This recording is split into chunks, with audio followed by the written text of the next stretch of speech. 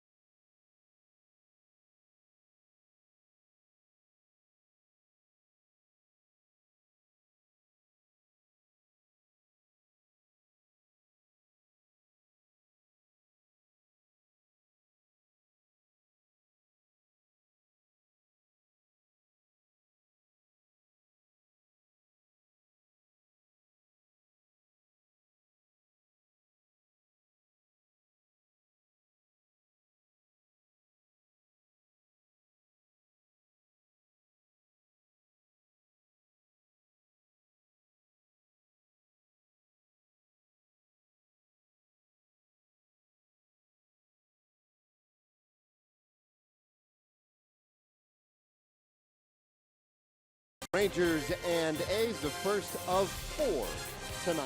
Beautiful weather for baseball, and as we promised before the break, our Shiner Bach Spotlight, we take a look once again at the great young Joey Gallo. Yeah, it's good to see Joey Gallo swinging a good bat. This was yesterday at home. Garrett Cole with the backdoor off-speed pitch, and Joey Gallo takes him deep to left field, just over the wall for home run number 1. And then this base hit to left field, and let's see, what's the big deal there? Well, there was a heavy shift, 4 outfielders and 3 infielders on the right side. So anytime we see Joey Gallo hitting the ball the other way, that is certainly a good sign. You see the home run, and then you saw the ground ball base hit. Well, 13 of his hits last year went to left field, and the rest of them, of course, center and right. Joey is a pull power type of hitter, so early on here, using all parts of the field right now, certainly a good sign for him, and good to see him hit that first home run as well. It's kind of hard to get enough of Joey Gallo. And so for a little more on the Big Slugger, let's check in with Emily Jones. Yeah, I talked to Joey today about his ability to hit to the opposite field early here in the season. He says he's glad because it's something that he worked on. So being able to see those results early in the season is big. He worked on it all spring. He worked on it in the offseason. He said the key for him is to watch for his pitch, that being on the outside corner, and let that pitch come in a little bit deeper into the zone, and that way he can make the contact he needs to take it the other way. And so that's what he's been working on. So to see the results pay off, or the results come, I should say, so early in the season, definitely encouraging for Joey. Yeah, and that is the phrase that you hear so many guys talk about. Let that ball travel a little bit. That will allow you to use the entire field, but easier said than done because you get a little anxious. You see pitches you like. You have a tendency to get out front. So Joey Gallo working on some of that patience and that discipline. All right, so we are set to go here tonight at the Coliseum. Shin-Soo Choo gets the leadoff duties tonight, and this is a look we will see a lot more of going forward.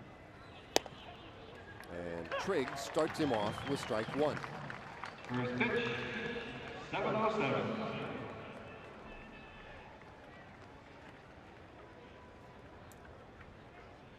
59 degrees, although it feels a little better than that, and the strike takes account to 0-2. Our Southwest starting lineup for the Rangers. Choo up top. Gallo stays in the 2-hole, so back-to-back lefties to start. But then Andrus, Beltre, Mazzara, Chirinos, Odor, Rua, and Ryan Robinson, Drew Robinson rather, in center field. And this is basically the result of Delano DeShields getting hurt, missing 6 to 8 weeks because of the hamate surgery that he has to have, broken hamate bone. And so now for the Rangers, it becomes about making adjustments. What can they do in the lineup? And that means Choo getting an opportunity to hit up top. We saw Elvis Andrus leading off as well, and then the outfield alignment will change a little bit. We've kind of expected Choo, of course, to be that DH most of the year, but he'll be in right field tonight. So things a little bit different, and the Rangers having to make some very early season adjustments because of that injury. Ooh, there's a smash up the middle by Choo. So a good start to this one tonight. Good at bat after falling in the hole 0-2. And that's what Shin-Soo Choo does so well. It's his ability to, first of all, he knows the strike zone really well, but he keeps the ball up the middle. As you see the two-seam fastball, early Trigg will get a lot of those and throw a lot of those. He is a heavy fastball usage type of pitcher. What a nice job by Choo as he drills that one right back up the middle. All right, so here's Gallo with a runner on in front of him, which, as we have noted, changes the way opposing teams can set up against him. But still only 3 outfielders here.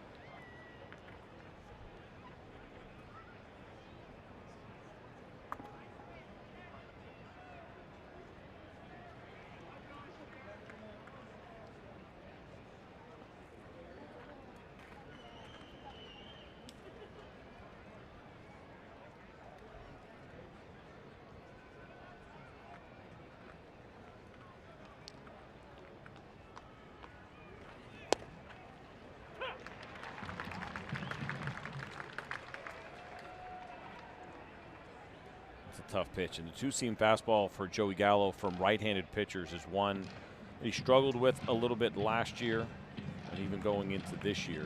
It's the 111 batting average on that pitch from righties.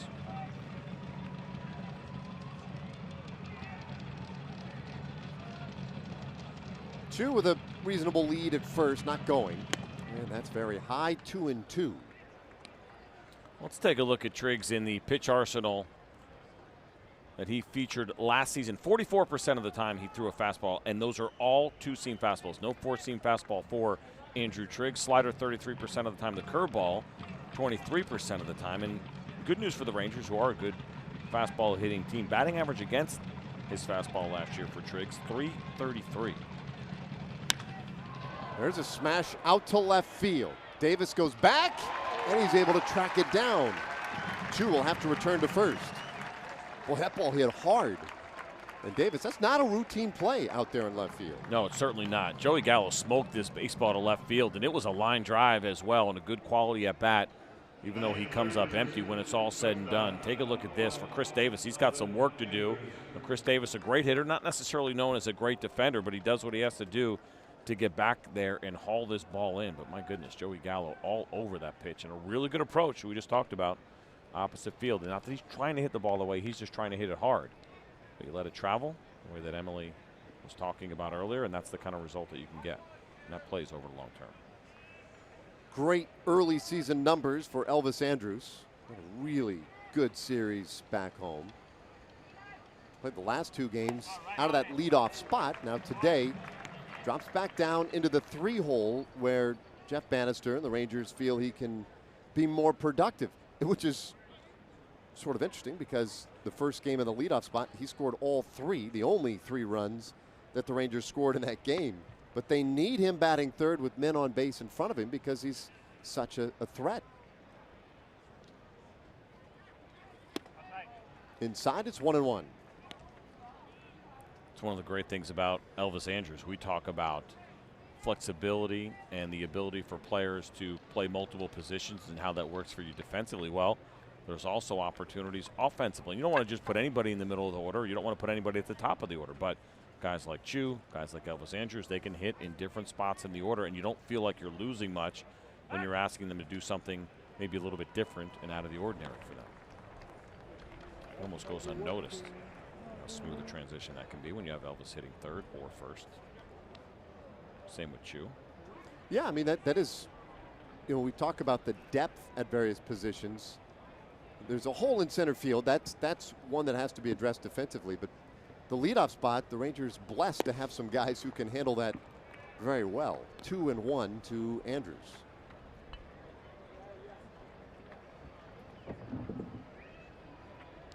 Elvis coming off the best year of his career last year, and the best year in so many ways.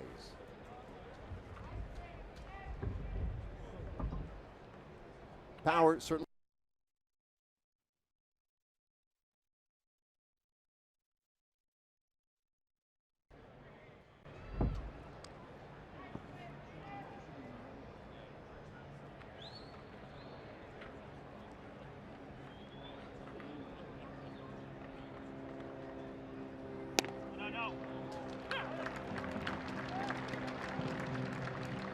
Rayburn. I thought this was interesting as well. Jonathan Lucroy last year, and then Maxwell, the backup, Bruce Maxwell, the backup catcher, combined.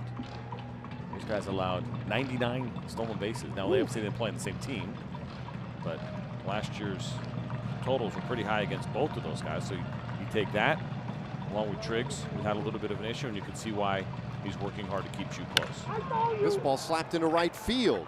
And Chu will have to stop at second base. Andrus, though, with the second hit of the inning for the Rangers. Batting in the fourth position, third base. Well, Andrus, our TXU Energy power player to watch tonight.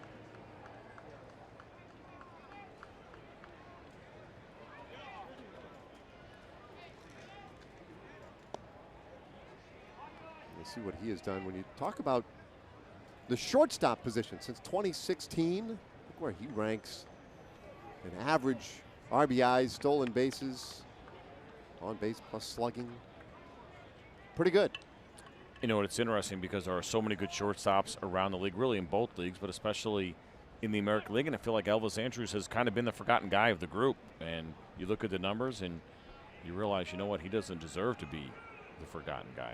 He's done an excellent job here for the Rangers. And, of course, as you mentioned, coming off of that career season a year ago. Now Adrian Beltre, and he takes a strike. Tell you what, we got 3 hard hit balls so far here by Rangers hitters, even though Joey Gallo was out. Chu, hard line drive up the middle. Joey Gallo, that hard line drive to left field. And now Elvis Andrus, hard line drive to right field. And so each part of the outfield has received a hard line drive from the top 3 hitters in the Rangers order. Triggs jumps ahead 0-2 here on Adrian Beltre. So Beltre in a spot here to drive one in. And you look, last year this team was a team that jumped out early. 107 first inning runs, most in Major League Baseball. 2 men on, only 1 out here. And Beltre strikes out. There are 2 gone. And the one thing that can make Triggs a really tough at-bat for right-handed hitters, and he struggled a little bit with a .302 batting average against righties, but his arm angle can be pretty funky. You see him drop down there a little bit. He throws the breaking pitch. That one starts a strike, and you see Adrian missing it a pretty good amount. That'll give you an idea how tight the rotation is on that pitch. Kind of surprising to see such a high batting average against. Now, some people look at a guy like Triggs and feel like maybe he's better suited to be a little bit more of a reliever. 1 time through the order, 2, starts to get himself in a little bit of trouble. But when he's on, he's got some really good stuff, and you just saw it there against Adrian Beltre. So not out of the mess yet, but that was a big out. And now very deliberate with Nomar Mazara. Mazara the DH in this one tonight.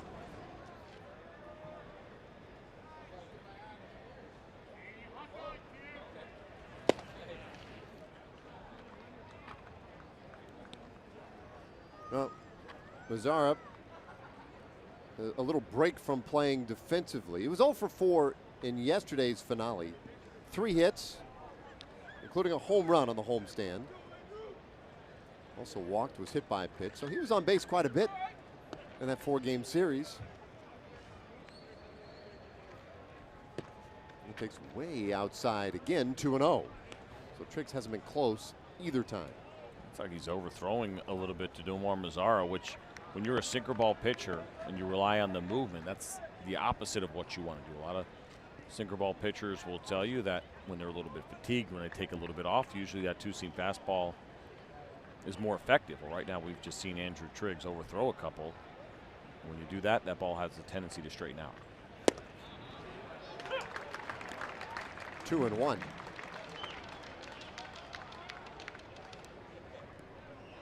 Well, Mazara, very poised young hitter, just 22 years old. Hard to believe embarking on what will be his 3rd full season in the big leagues. 2-1. Held straight back. Such a big year for him last year with the RBIs, 101 of those. He's only had 1 opportunity with runners in scoring, excuse me, 1 hit so far with the 5 opportunities that he has had with runners in scoring position. As we've talked about so often with Nomar, that is a team-dependent stat. He can only control so much as far as how many opportunities he actually gets with the RBIs, but this top of the lineup is strong, and there certainly does appear to be a season in which Nomar will have tons of more opportunities to try to get to 100 again this year. Well, has one right here. Scoots off, it's a full count. Well, Triggs has already worked quite a little bit here in the first inning at 23 pitches. His 3rd season in the big leagues, but injuries have cut some of the work short for him.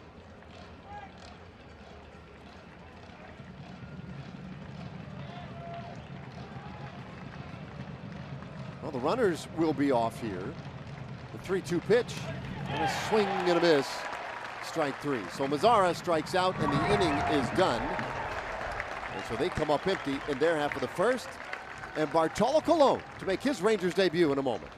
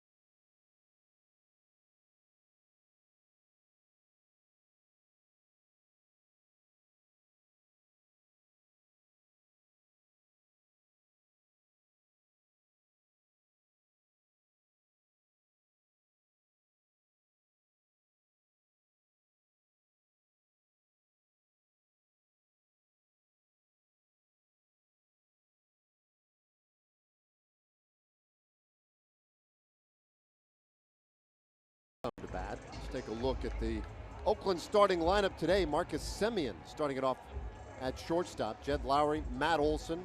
Then the dangerous Chris Davis in left field. Matt Joyce, the DH, bats 5th. Stephen Piscotty in right field bats 6th. Chapman, Lucroy, and Boog Powell rounding it out. That A's lineup will be going up against Bartolo Colon, and there he is, the 44-year-old, making his Texas Rangers debut. And here's the arsenal for Bartolo Colon, and this is what makes it even more amazing, is that it is a pretty simple repertoire. 83% fastballs that you'll see, and those are both the 4-seam and a 2-seam mix. You get the changeup at 10% and the slider at 7% from Bartolo Colon. Just a steady diet of fastballs from the right-hander.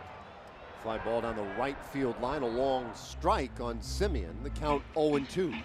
And it's not an overpowering fastball, and that's not surprising at 44 years old from Bartolo. He'll sit upper 80s, maybe touch 90 here and there.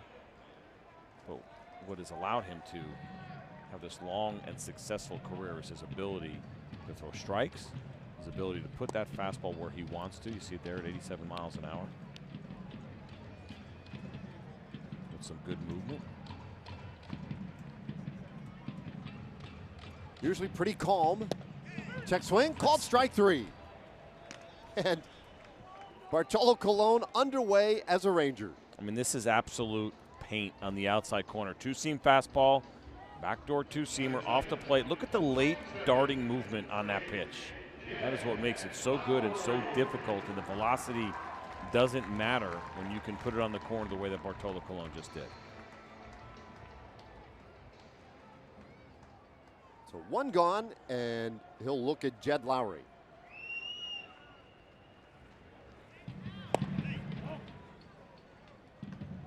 Colon, I mean, it's like he gets, he's very much a rhythmic guy. I wouldn't say that he works with extraordinary tempo, but it's the same every single pitch. And he's relentless in the game plan, right? He's never going to change. He's not going to start splitting the play with 4-seamers or change his game plan to get away from his fastball. He knows what works for him, what has worked over the course of his career. And you're right, it's not blazing fast, but it is a pretty good pace. There's no wasted movement, right? Whether it's walking around the mound or whatever. And he has always loved pitching here. Well, he's done well, and you see that 2.97 ERA. The only American League park in which he has been better is Safeco Field, where he's got a 2.12 ERA, and we know that he's pitched for every single team what it feels like, but certainly has pitched a ton at every single ballpark. And the fact that he's been really comfortable here at Oakland, that's certainly a good sign for this evening's start. Full count on Jed Lowry.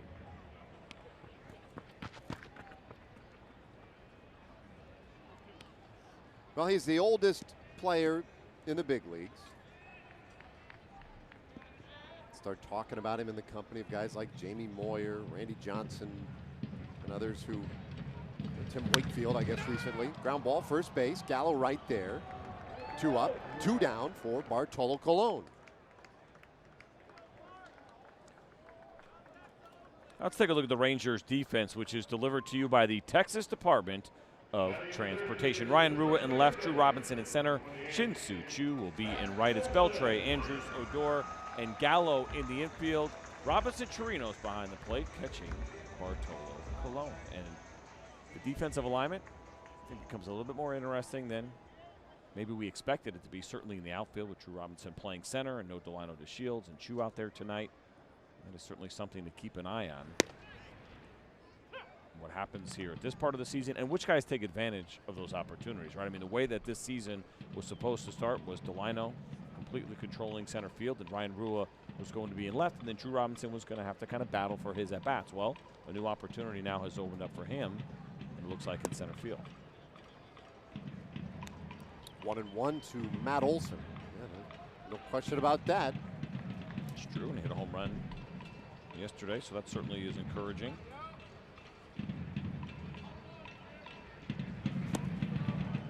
1-2 the count on Olson. Olson, the third place hitter.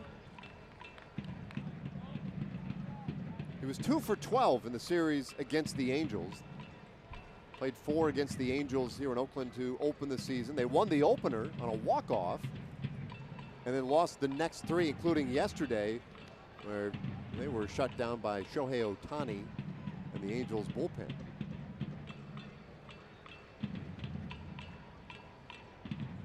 Colon's 1-2. Just off the plate.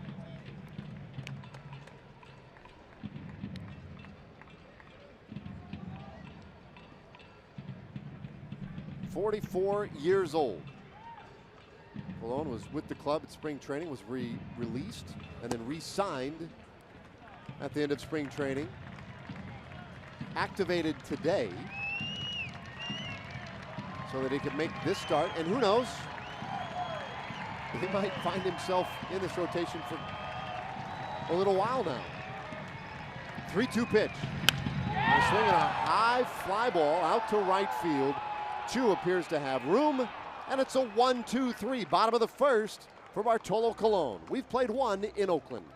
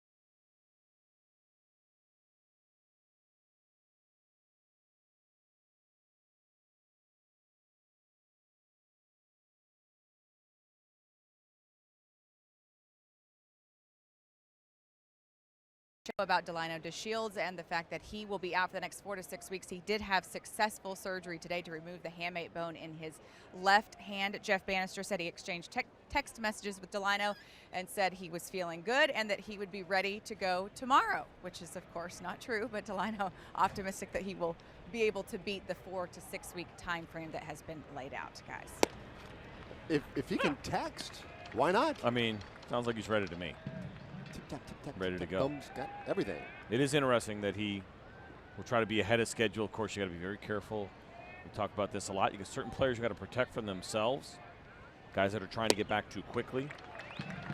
So certainly Delino was very excited about this season for him being the opening day center fielder, being the guy that was going to be the leadoff hitter for this team the entire year. And he'll be back, in plenty of time, but you certainly don't want him to rush it either. If he comes back, you want him to be able to stay back, stay healthy the rest of the year.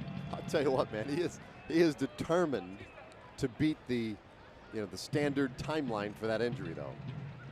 Couldn't be more clear about that. Chirinos 0-2, starting things off here in the second inning, and that one's up and away from Triggs. We can all relate, right? I mean, it's like when you put an address in your GPS. It tells you it's going to take you 22 minutes to get there. There's no way. I'm going to be there at 21 maximum. Single one of us knucklehead guys is like, well, I will get there faster than that. There's no and question. The same goes for broken hamate bones. Swing and a miss. That's 3 straight strikeouts for Triggs. One away here in the second inning. All right, and speaking of Triggs, our Kubota power stats today are concerning the Oakland right-hander. Well, these numbers against the Rangers in his career. Now, he's been injured a lot, but when he has been healthy and squared off against Texas, man, those are minuscule numbers. Yeah, it's kind of interesting because you look at him and what type of pitcher he is. First of all, he's right-handed, so you think there would be an advantage for the Rangers with all the good left-handed power. But then dig in a little bit further and think about what kind of pitcher he is, and he uses the sinker. I mentioned it. He does not throw a 2-seam fastball, or excuse me, a 4-seam fastball. And based on what we've seen so far this evening, as Rougned Odor squares to bunt and misses. But think about this: running that ball away from lefties, getting ahead, and then burying the fastball. We know the Rangers, excuse me, burying the break ball. We know the Rangers are aggressive in that regard. So if he's on, you could see where maybe he has had some success, or why he has had that success against this lineup. But I don't think that lasts over the long term. I think this is an offense that will get to him sooner than later. Off the plate a little bit there, 1-1 to Odor. Well, early on in the season, he's nice and fresh. Triggs has proven to have some success. His April numbers last year, won each of his first 3 starts last year. And he had a stretch last year of 17 2/3 scoreless innings. Finds a corner, it's 1-2. Some frustration there, and you see Rougned Odor talking to home plate umpire DJ Rayburn, and the conversation that we've already started having about Rougned Odor and what his game plan is for 2018 is knowing where he is strong in the zone and where he is weak. And he laid off that pitch knowing it wasn't a strike, thinking also that it was a ball, so he was frustrated pretty quickly. And for Triggs now, 4 consecutive strikeouts, and there are 2 away.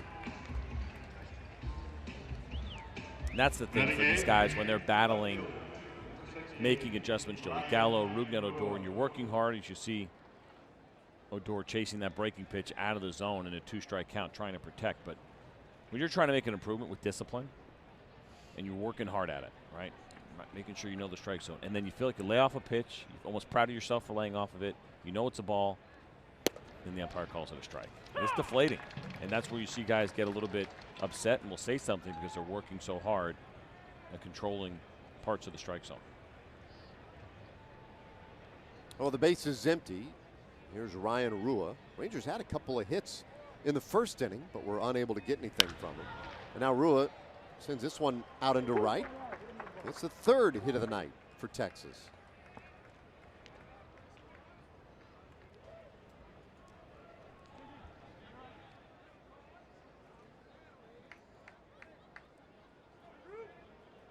Good job here by Ryan Rua to first of all break up the strikeout streak as he takes his ball the other way, his first hit of the season.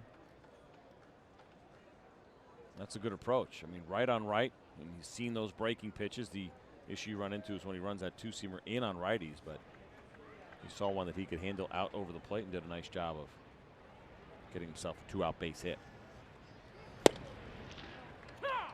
First pitch, 90 miles per hour with that fastball for a strike to Drew Robinson. Our Mike's making that thing sound like it's 95, Right? right? Popping the glove.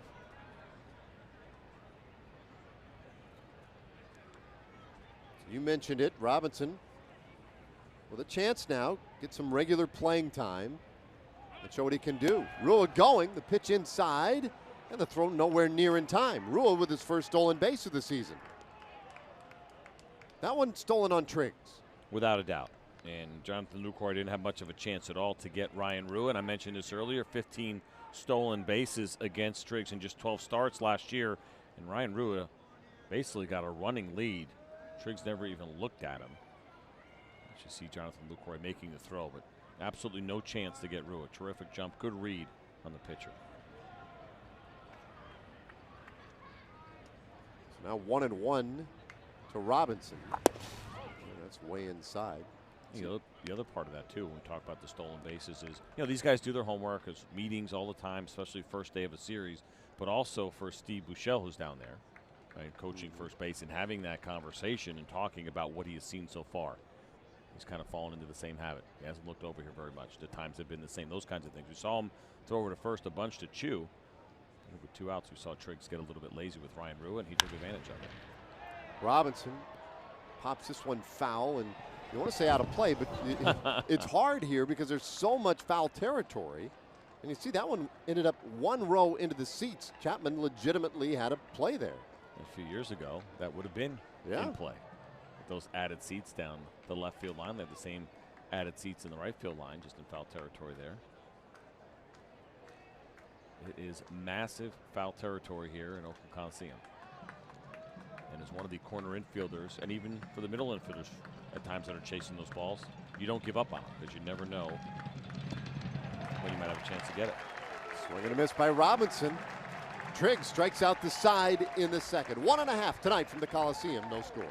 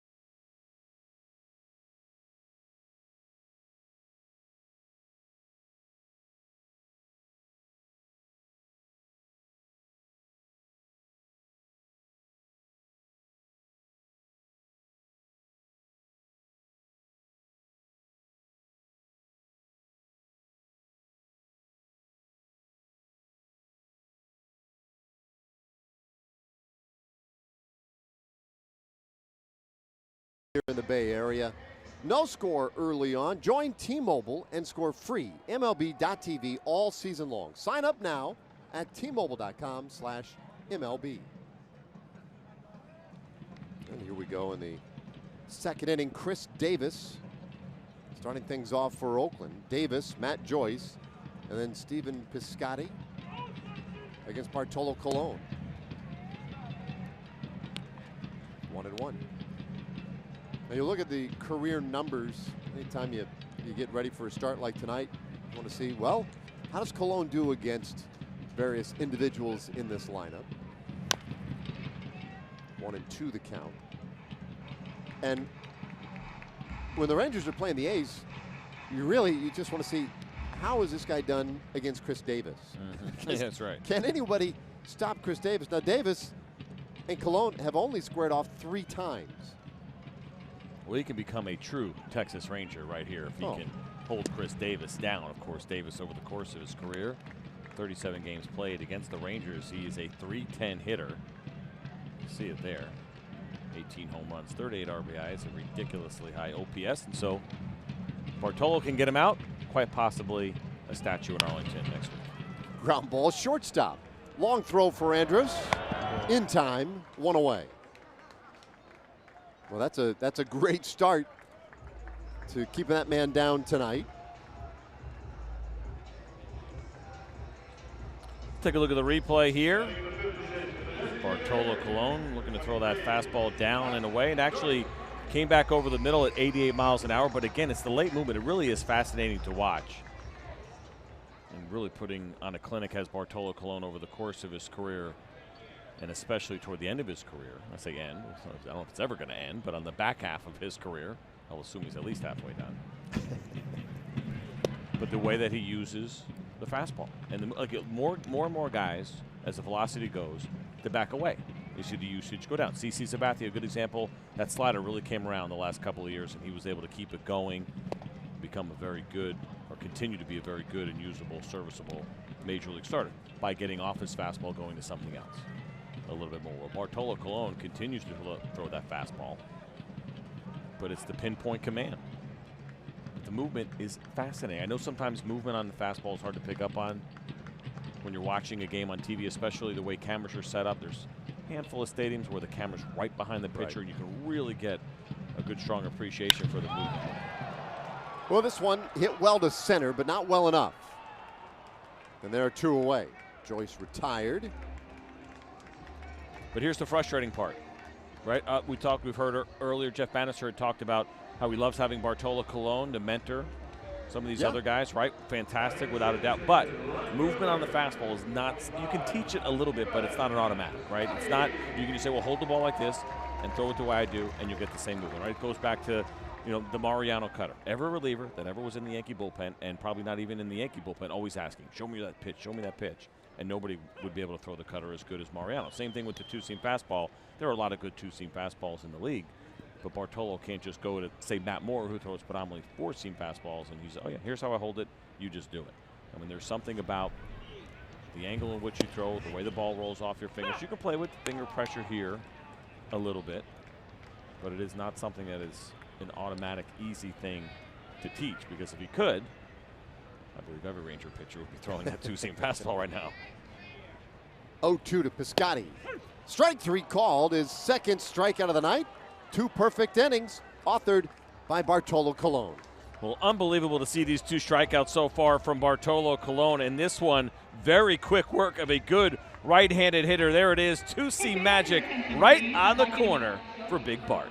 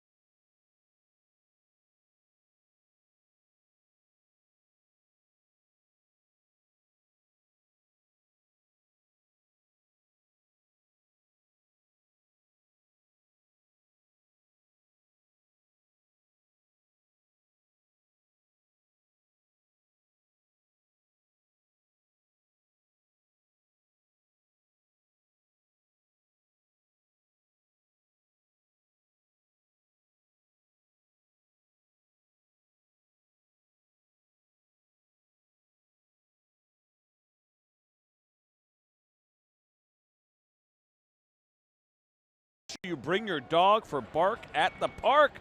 Rangers Blue Jays will be playing at 7:05. You can dress your dog in Rangers gear and join the pregame parade around the warning track. Advanced registration is required, and make sure you visit texasrangers.com/Bark at the Park. Woo. That's coming up really quickly. Yeah. Saturday. Got to register, though. It is a must. Well, another first pitch strike there, by the way, for Andrew Triggs. That is now 8 of 10. 10 hitters that he has faced. First pitch strike to 8 of them.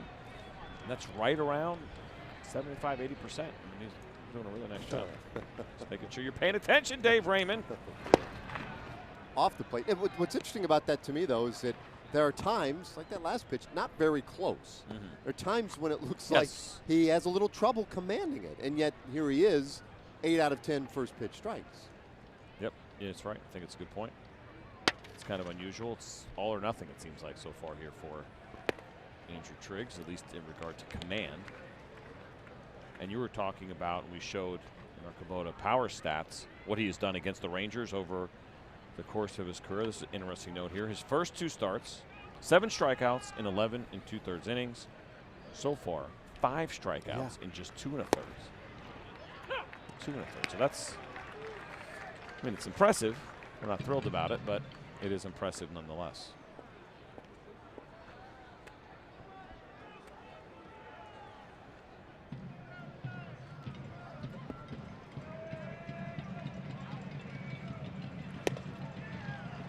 Just a little bit wide, full count. Yeah, so the last 5 outs that Triggs has managed in this game have all been strikeouts, all swinging.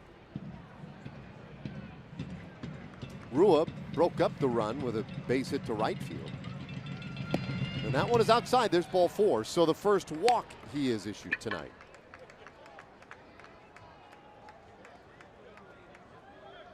That brings up Joey Gallo. Now, this was back in the first inning. Gallo hit this ball, and we pointed out that it was a really good play by Davis out in left field. That ball left his bat 110 miles per hour. Wow. At a 21-degree angle off the bat. Now, this information from a note from Darren Willman, Director of Baseball Research and Development for Major League Baseball. That base hit probability? Let me guess. 95% of the time, that's a base hit. Never mind. I guess we don't get to play along. Well, what were you going to say? I was going to say 94. Yeah, see, you're a liar. Now, that's interesting, you know, and they do their best with that stuff, and I do think it's kind of fascinating. It's okay, this hard. Did they also say the distance? They said that exit velocity, that degree. At that angle, yeah, that exit velocity at that angle. And so I guess they always say it'll always go the same distance, right? They don't need more to or know how less, far to go. more or less. Pretty close. But I guess, you know, the question becomes, okay, well, 95% of the time, that's a hit. We mentioned it. Chris Davis is not known as a great defender. And so 95% of the time, if it's hit at a defender, even though it's over his head, right, would not hold true. You know what I mean? You hit a straightaway left, straightaway center, straightaway right at those numbers, and it's not going to be most likely a hit. Right. That's where it gets, I think, a little fuzzy to some degree when we talk about that stuff. It's hit probabilities, definitely interesting. I don't know if I could get completely on board with saying that was 5% of the time it's an out, but you know what? That is rarely an out, though, I would say that one. Well, but here's the thing, right? It is a statistic. It's measurable. But the problem is that the body of data that we're working with is a little bit smaller. Yep. Right? Yes. So, I mean, yes, over the last, 5 years, that, you know, technically that is the case. That one hammered, but straight up in the air to center field, taking Powell fairly deep. Chu tags. He's going for second, and he is in there. That's a high-risk tag and advance for Chu. But the throw so far offline, he's able to get to second base. And the slide at the end really made this happen as well. What heads-up baseball by Chu. Yes, certainly a little bit risky. Sometimes you can catch an outfielder off guard, so that was part of it as well. And for Chu, I got to believe, watching Powell out there in center to see how he's going to catch it, he's not necessarily looking like he's lining up the throw. He starts through there at the end, and maybe that's why Chu thought he could take the bag. But you're right. If that throw was on the money, he is probably out. But a good job by Chu to recognize where the throw was and to slide around it, and he got in there pretty easily. It's an excellent job. A little bit of a risk, but you know what? When you got a guy that's locked in, 5 strikeouts through 2 innings coming into this one. Why not go ahead and take that chance a little bit?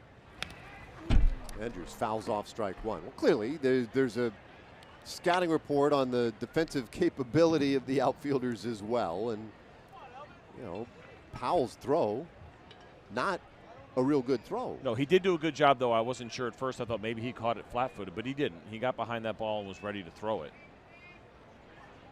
A lot of times on those kind of in-betweeners, aggressive base runners will look for and look at the tendencies of an outfielder. They know which ones are all the way in, which ones might be checking out on simple plays, and that's when you try to take the extra back. Chu edging off second. Pretty good lead. A little inside. 1-1 to Andrews, who singled to right field in the first inning. Shot it right through the right side of the infield. It's been an outstanding start to this season for Elvis. Now 8 for his last 14.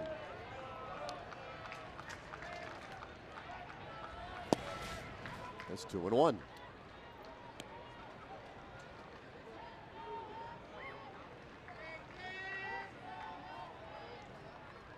Well, I think, you know, we saw the Rangers drop 3 of 4 to Houston in that opening series, and I don't think it's any secret. Houston's a pretty good team. They're going to be a really good ball club again this year.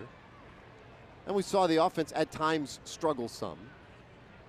I think that might be the case in a lot of games against that Houston staff. All of this to say that you look at what Elvis did last year, you look at how he's hitting so far this year, Beltre hitting behind him, Gallo in front. This is a team that, especially if they can shore up a couple of things in the bottom of the order, they're going to put up a lot of runs. I don't think the offense will be an issue this year. We saw it last year. We know how high-powered it can be and what they are certainly capable of doing and what a lot of these guys have done in the past. But I think you bring up a good point is what happens at the back end and what are the realistic expectations and can those guys come through? That ball ripped foul. Oh my. 2-2.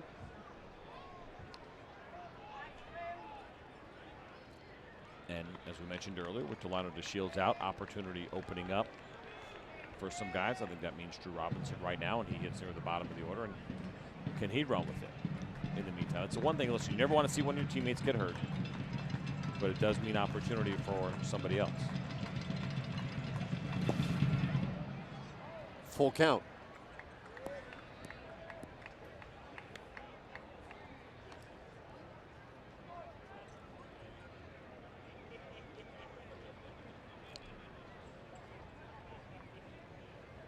Elvis still short of 30 years old.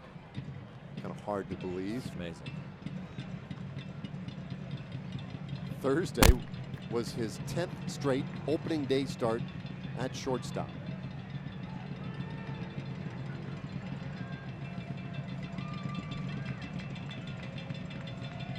Three-two from Triggs.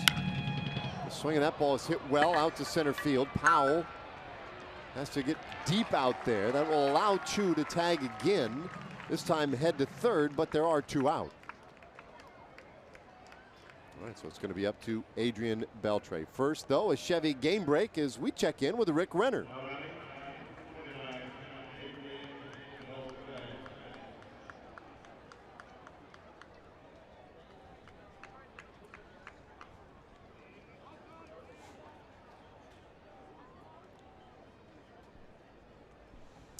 Yeah, thanks, Rick. And you know, that's the question everybody's asking, CJ.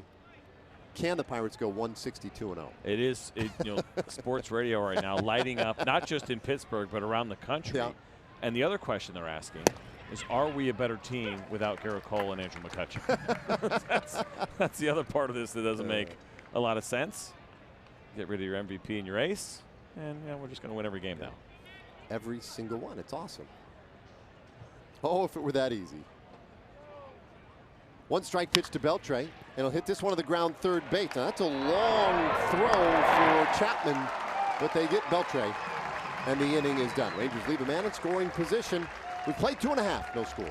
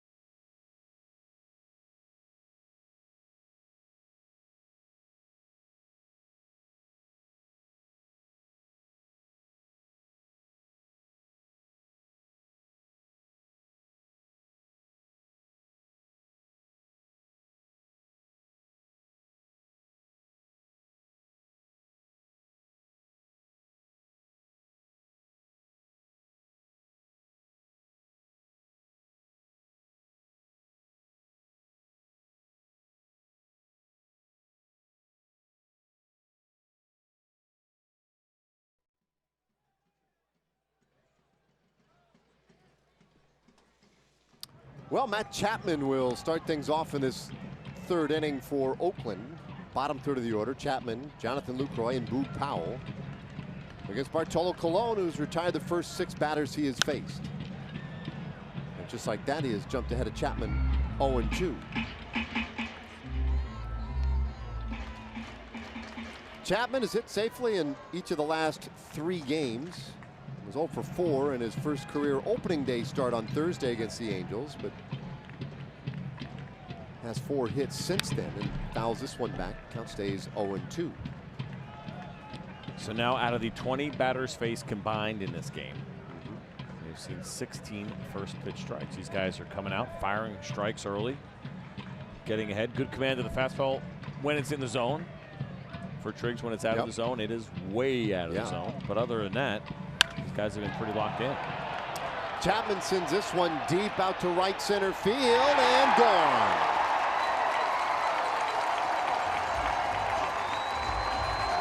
Solo home run for Chapman. And he has given the A's the first lead of this series.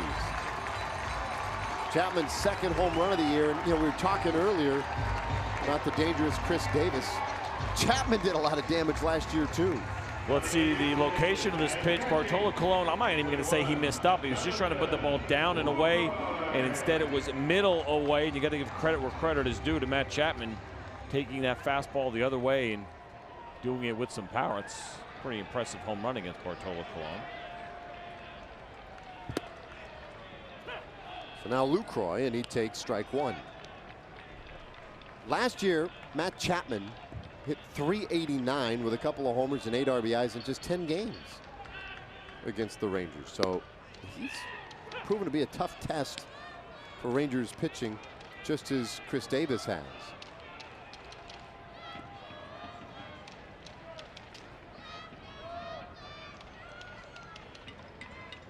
Two-strike pitch to Lucroy. And he goes the other way with it. Fairly deep out to right field, but Chu able to get there. 1 away.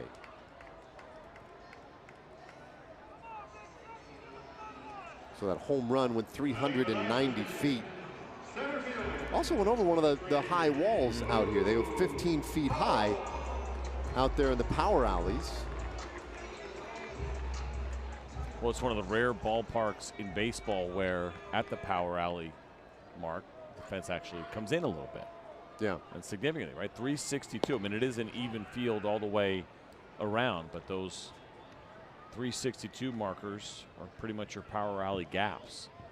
And it's a little bit deeper as you get closer to the line, which is unusual. You don't see that a lot in the game.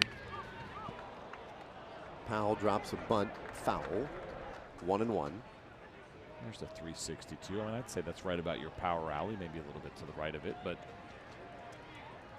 as you get wider and you'll see the 388 to the right, but then to the left of that 362, it actually goes back further as you get closer to the line. Right on the corner. 1-2 to Powell. So Powell tried to bunt there on that previous pitch. Yep. Now, you know, not a big deal really in any respect, except that it does sort of bring up what happened yesterday. There's a fly ball out to left field, handled easily by Rua. 2 away. Did you see that where the Twins were upset with Chance Sisco of the Orioles for bunting against the shift? Yeah. I really, for the life of me, I cannot figure out why that would be an issue. So there was no no-hitter attack, correct? No. No, it was a shutout, right? I don't even know if it was that. It might have been. I think it was, if I'm not mistaken. Yeah. Shutout now. We have to have manners. No. Point being, I'm looking for a reason why you would get upset, and the answer to that is no. You shouldn't have manners. And whenever a team, listen, if you actually would expect a team not to bunt, then you shouldn't be shifting. Like if you feel like it's to the point of the game where the game is well in hand or in control or somebody's going for something special, then you wouldn't be shifting. And you can't have it both ways. So it really doesn't make any sense at all. So if you're going to have the shift, then absolutely. Listen, you can bunt whenever you want anyway. I agree. I don't really have a problem with it. I know people going back years ago, during, was it chilling, no-hitters, or guys attempting a no-hitter, and people get worked up if a guy bunts. It was like a 2-0 game, I believe, years ago. Now we're maybe decades ago. But Doesn't matter. It does not matter. Guy wants to get a hit. You got to try to get a hit, man. You got to do what you got to do.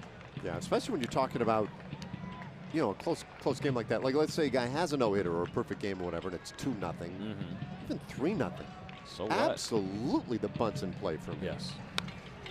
So we were here years ago when I was playing for the Detroit Tigers. Juan Gonzalez was on our team. We had gotten him from the Texas Rangers. So I guess this was 2000, I believe. He had a home run in this ballpark on a 3-0 count in a game we were winning 10-0. And that's one of those ones you're like, it's probably going to cost you. I do get that. And next game, first pitch, he took one. Yep. Right in the back. Not surprising. Semien strikes out swinging. That's 3 strikeouts for Cologne. But the A's get it started. They have the 1-0 lead. The Rangers will try to counter. Nomar Mazara to lead off the 4th when we come back.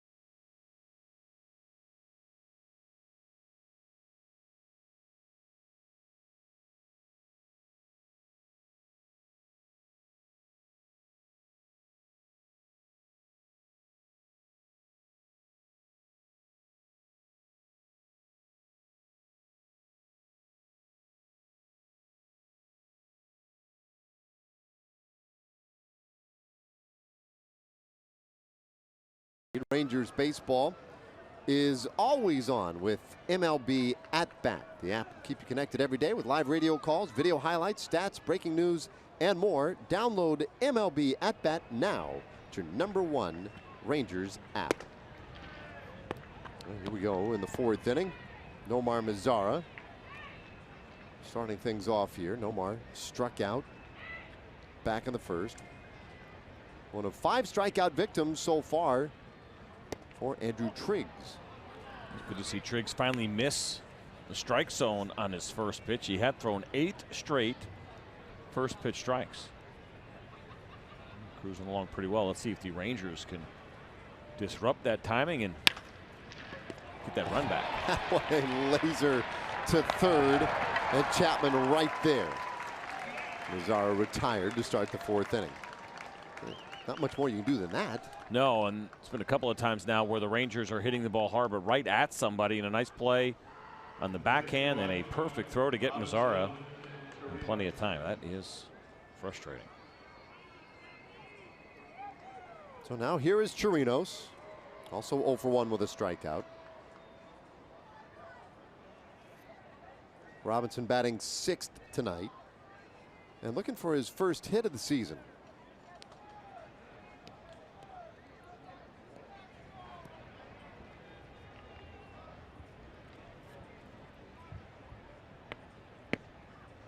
Chirinos, the everyday catcher. Juan Centeno getting occasional starts. Boy, he blasts this one out to right field, carrying well back to the wall and off the glove of Piscotty. Chirinos heading for 3rd, and he'll be in there easily. Boy, Piscotty got back there and in position to get a glove on it, but couldn't squeeze it.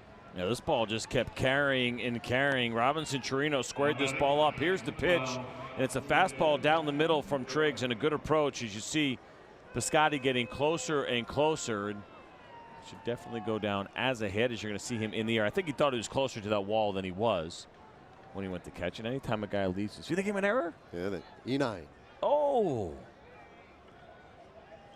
that is really odd. You never see that in our game where a position player does not have his feet on the ground, whether he dives or jumps, and then it gets called an error. That's discouraging. Infield well in. This pop-up. It's just out into the outfield grass, and Odor is retired for the second out of the inning. Yeah. I'm not actually putting the E9 down just yet because I think it's going to get changed. I think it's going to be Robinson Chirinos' first hit of the year. I think it's going to be his third triple of his career. I agree. I do think that will change.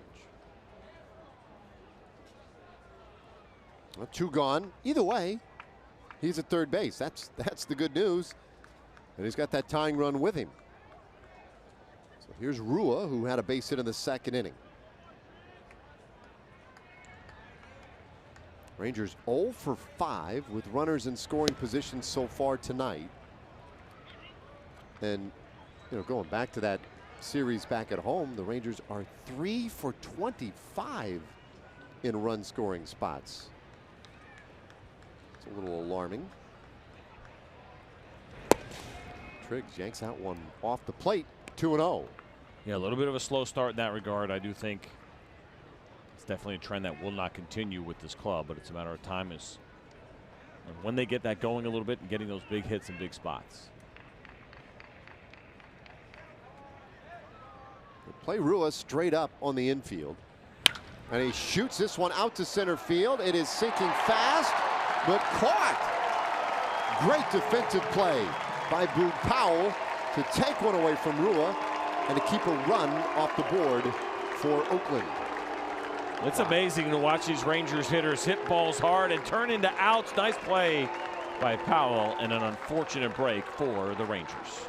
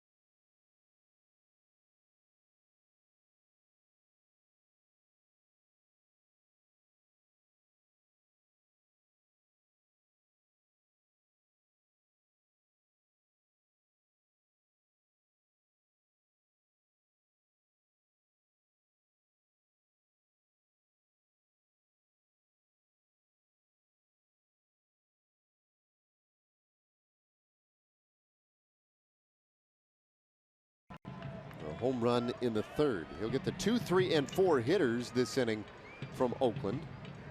Jed Lowry, the first combatant, and he takes a ball.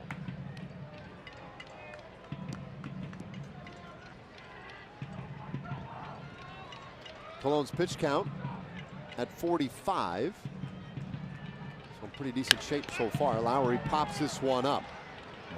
Down that left field line. Long run for everyone, and it drops foul.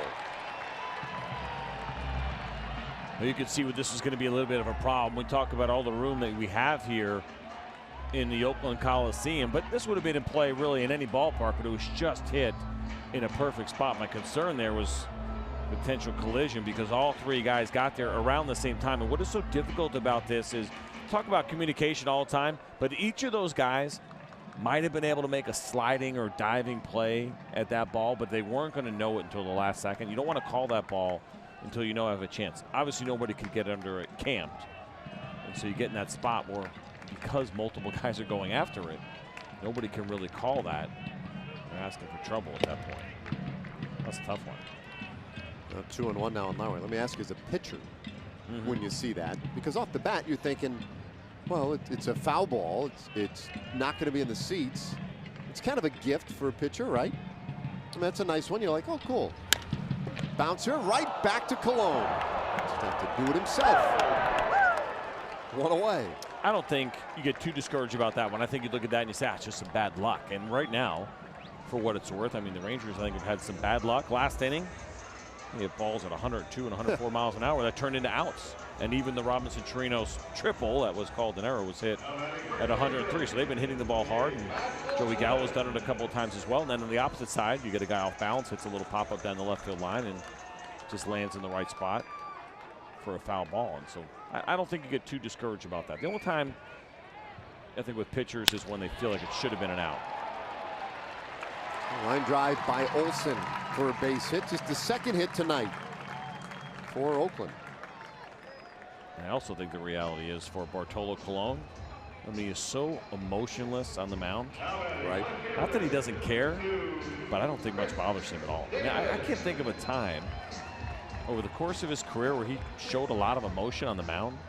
I don't know if there's very many highlights of him getting angry or animated. I get pretty excited when he hit that homer. He smiled. Right. I mean, it's just not too much going on with him. And I think it's a good thing. It's certainly a good lesson for pitchers to take away as far as your ability to stay even keel. There he is. 45 different big league ballparks. Hey, remember I moved the Expos? Yeah. I mean, that is incredible. How about 9 current teammates who were 5 years old or younger when he made his debut? So here is the fun part. The 15, I'm assuming 15 that are no longer in existence. Has to be, right? We'll assume that he's been to every current ballpark. How long would it take you to name them all? Miss Emily, maybe we'll flip the script on Emily a little bit. What was it? Oh, yeah. Hi, good morning. So Bartolo Colon has played in 45 ballparks. Obviously, 15 of them are no longer in existence. Pop up right side. 2 away. We'll check in with you by the 7th inning. No, what do you got, Emily? You can probably guess. My earpiece cut out. What was the question?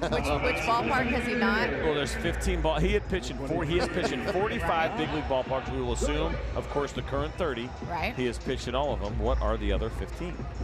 I got to name 15. Yeah. Wow, that's aggressive. You get 16 guesses. That's weird. This is payback, I feel like. Yeah. This is payback. For spring training. I'll start jotting down my list now. Check back with me in the 7th. Yeah, text them to us. Here's Matt Joyce with 2 out and 1 runner on. Takes the ball very close on that outside corner. So the question becomes, what could the number ultimately be for Bartolo? In terms of ballparks, obviously the Rangers. He's got a chance, got to hang in there a couple more years. He's got to pitch until he's 46. See Globe Life Field. He already got SunTrust as a member of the Atlanta Braves last year. As far as the newer ballparks. Yep. I don't know, anybody else have one on the horizon? I don't think so, right? Outside of the Rangers? There's always talk here. Well, but they were talking, what, 2022 when we were here last year, and that. Oh, it's going to be a while. And that went in the tank. Unfortunately, I feel so bad for these fans here.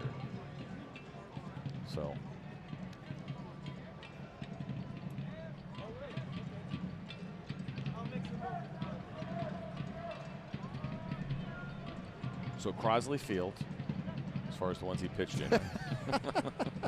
Polo Grounds. He should have never, I mean, we talk about it all the time, he should have never thrown that pitch to Bobby Thompson. You got to know better than that. You got to know his strengths in that ballpark. You can't give him anything to pull. I go so far to say is you can't throw that pitch. You can't? Did I say you can't? Well, 3-0 on Joyce. Ooh.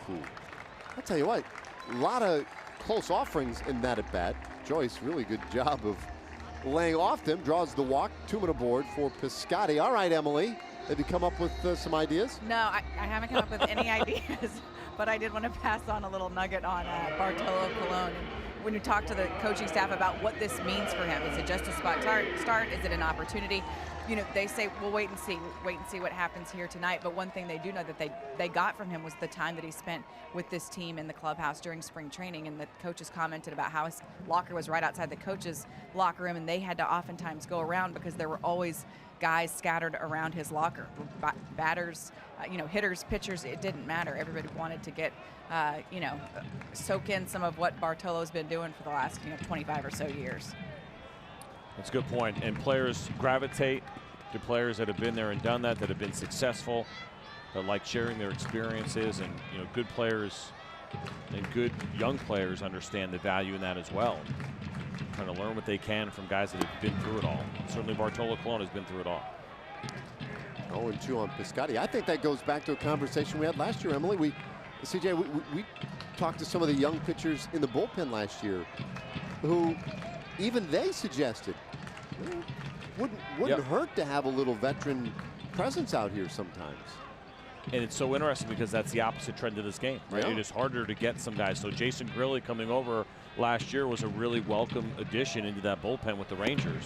Having that guy that you can count on, lean on, ask a lot of questions. Piscotti strikes out, 4th strikeout tonight, and another goose egg for Bartolo. Yeah, good bounce back from the walk here as he locates that great two-seam fastball.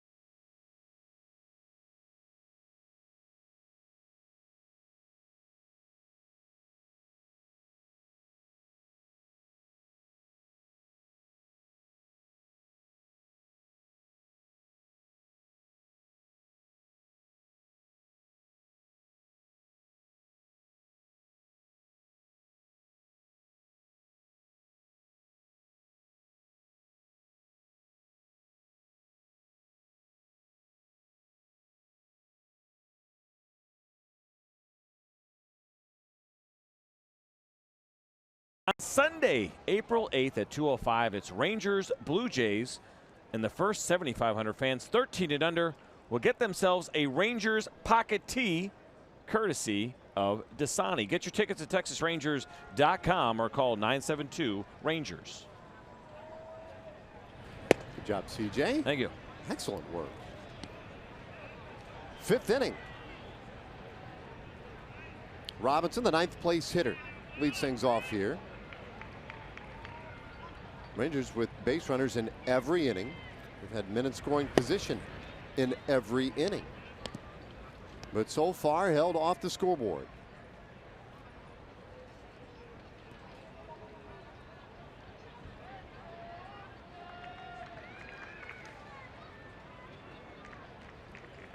Two-0.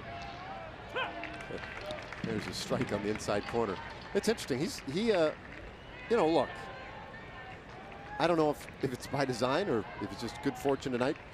He certainly falls into that effectively wild sort of qualification tonight. 2-2. Like, I'm not sure he knows which corner he's aiming for at times.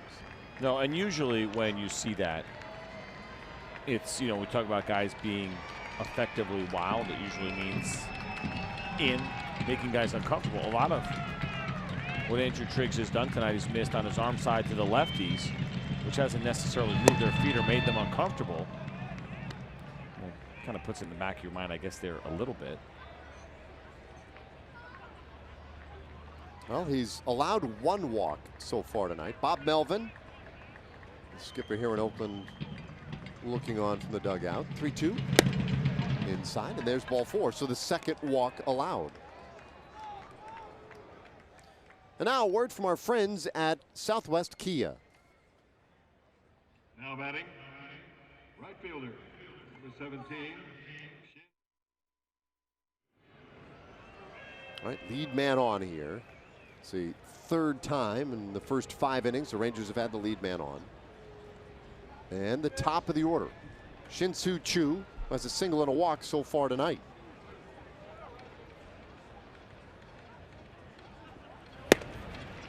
That time Triggs right over the heart of the plate for strike 1. You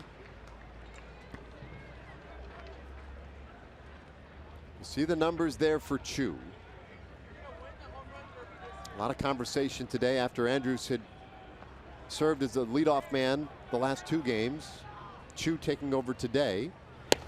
And Jeff Bannister seemed pretty definitive about it. I think we'll see a lot of Choo in this leadoff spot going forward. Well, he can handle it. We know that. We know that he can get on base. We know that he knows how to draw a walk. He's certainly a good hitter. Good hit, good velocity. Still not going to get overpowered by anybody. You go with what you got. We thought it was going to be Delano DeShields for, I don't know, 155 games this year. That plan has changed for now. Luckily for the Rangers, at least in the sense of a leadoff hitter, they have a guy in-house. They have a couple, really. We consider Elvis Andrews as well. And by the way, we were not exaggerating as far as how hard the Rangers have been hitting the ball. 9 of the 11 balls that have been put in play, they've been triple digits or higher.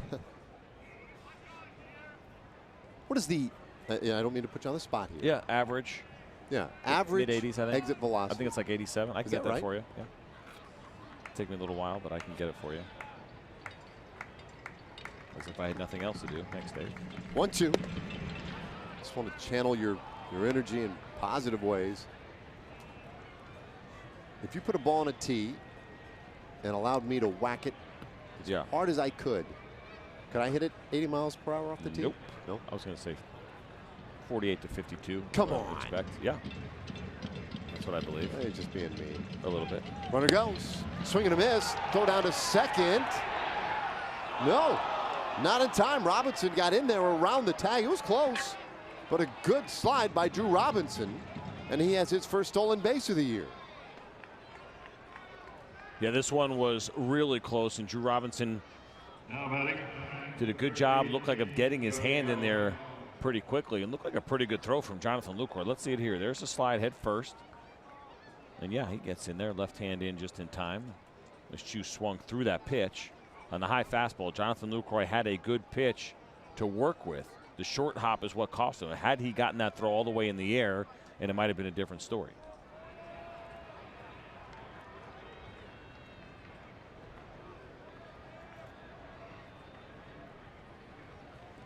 Now Gallo.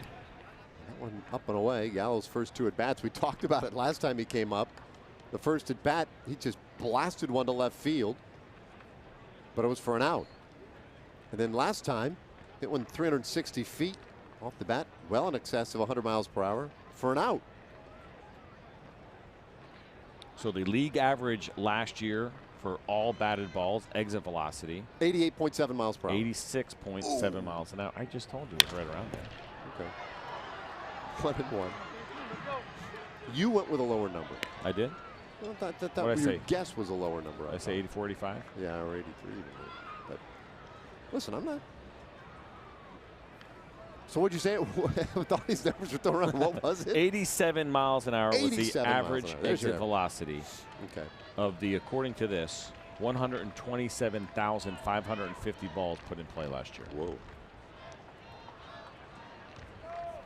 That number I will assume will go down, continue to go down.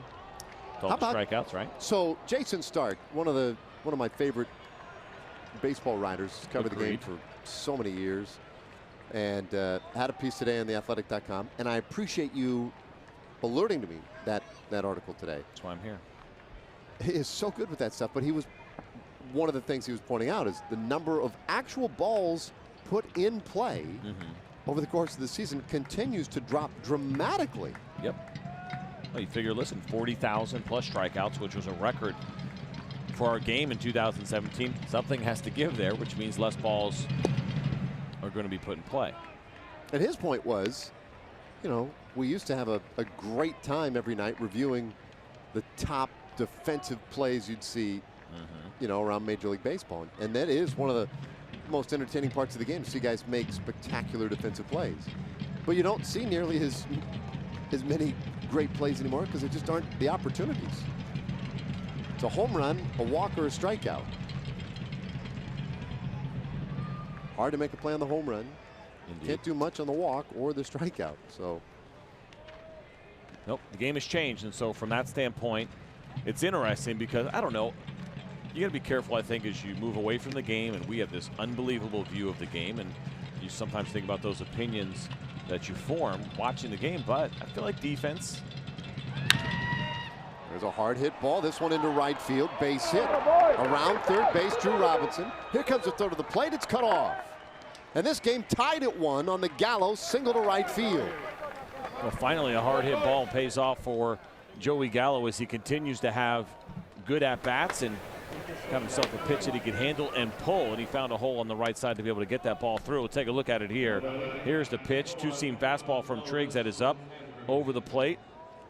And you see that room on the right side, and Joey Gallo taking full advantage of it, hits it right through that hole, and Drew Robinson scores easily. And how important is that stolen base? How close that was, the good jump. We talked about every inch mattering. And that's the difference between the Rangers having a run right now.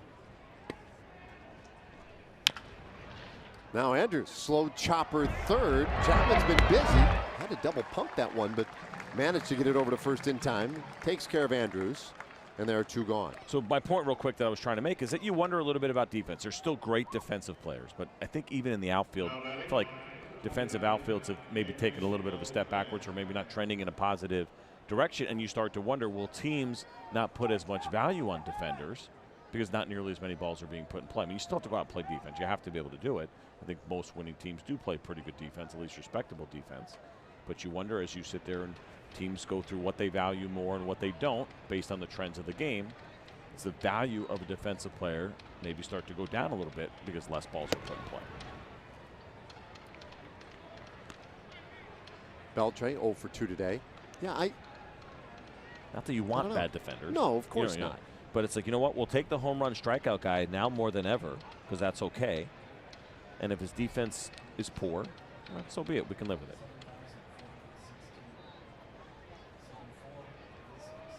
Gallo off second. Swing and a miss. Well, I want to say it was here in Oakland, right, where we saw that a couple of times. Now, this goes back almost 20 years now, where they would certainly sacrifice defense for offense, for on-base percentage, whatever, you know, just tweaking those numbers a little bit. And even this team, this Oakland team, is not a very good defensive team. 1 and 2 to count. But I kind of feel like it's got to swing the other way. That when you do have balls put in play, it's almost more imperative that you make the play. Look at those numbers since the beginning of last year for Oakland. 83 unearned runs, 121 errors. That's most in baseball. And no surprise, they've struggled. 1-2. I just think the pressure put on pitching staffs anymore, that you can ill afford to force guys to throw more pitches than necessary. Sure. Because of bad defense. Especially when pitch counts are so important. Like, guys are coming out of games so much quicker. third time through the order has been a big deal. If you can't keep your pitch count down, if you're not getting the defensive support, that's going to hurt even more. Beltre strikes out swinging, and the inning is done. Triggs gets out of any further damage. But Joey Gallo, we highlighted him at the beginning. He comes through in the 5th, ties the game with a base hit to right.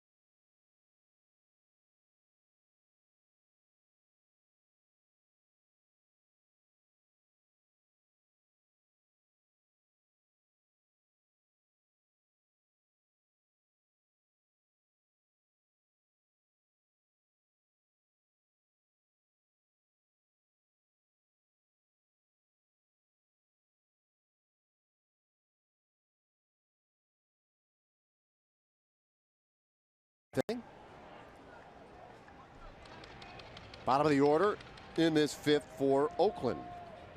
Matt Chapman.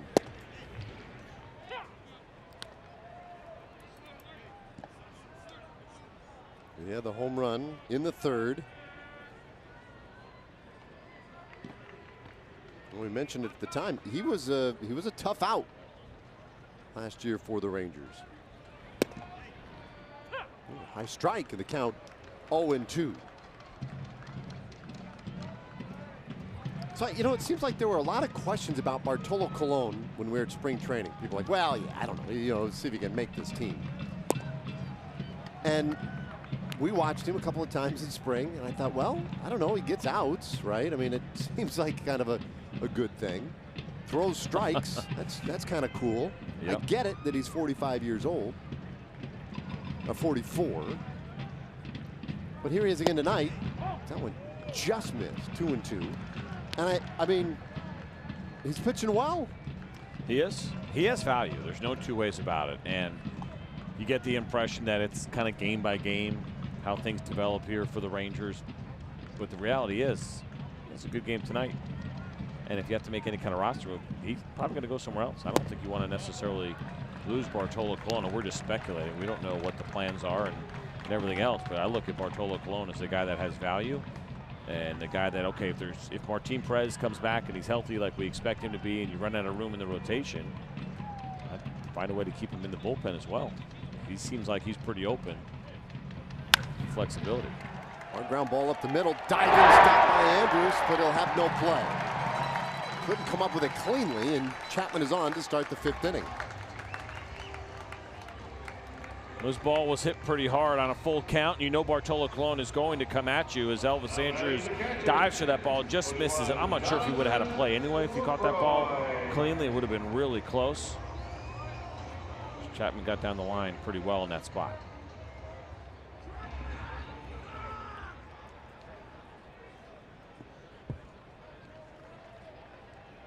So the A's have the lead man on for Jonathan Lucroy, who flied out to right field. 0 for 1. And he takes strike 1. This is interesting here. Ryan Buchter is up. Maybe that's it for Triggs. 5 innings. Yeah, 5 innings, but he was like, what, around 80 pitches maybe? Yeah, could be it. That was not to dominate the broadcast with tidbits from the article by Jason Stark today, but that was one of his other points, was the whole bullpenning idea. So many teams now, it's like, well, listen, 2 times through the order, that's enough. Let's get to that bullpen. What do you say? Last year, 6.4 pitchers used per game. Yeah. There's a line drive into left field. Lucroy with a base hit. So back-to-back singles. Good start to the 5th inning for Oakland. We're going to go ahead and do our Southwest Airlines breakdown. And we're going to take you back to the 4th inning. Robinson Chirinos drills this ball to right field, and Stephen Piscotty chasing, jumped a little bit early. That catch probability, 96%. I still say it's a triple. And then poor Ryan Rua drills this ball to center field. And this is a nice play by Boog Powell. Covered 41 feet. That one a little bit tougher to catch, just 29% of the time on average in which that ball is caught.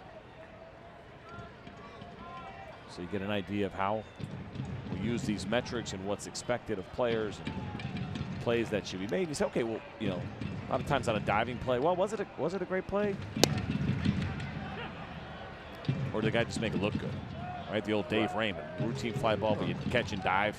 Absolutely. To try to get somebody's attention in the stands. Absolutely. So on the bunt play with nobody out, the Rangers were running what is known as the wheel play. As were Adrian Beltre charges.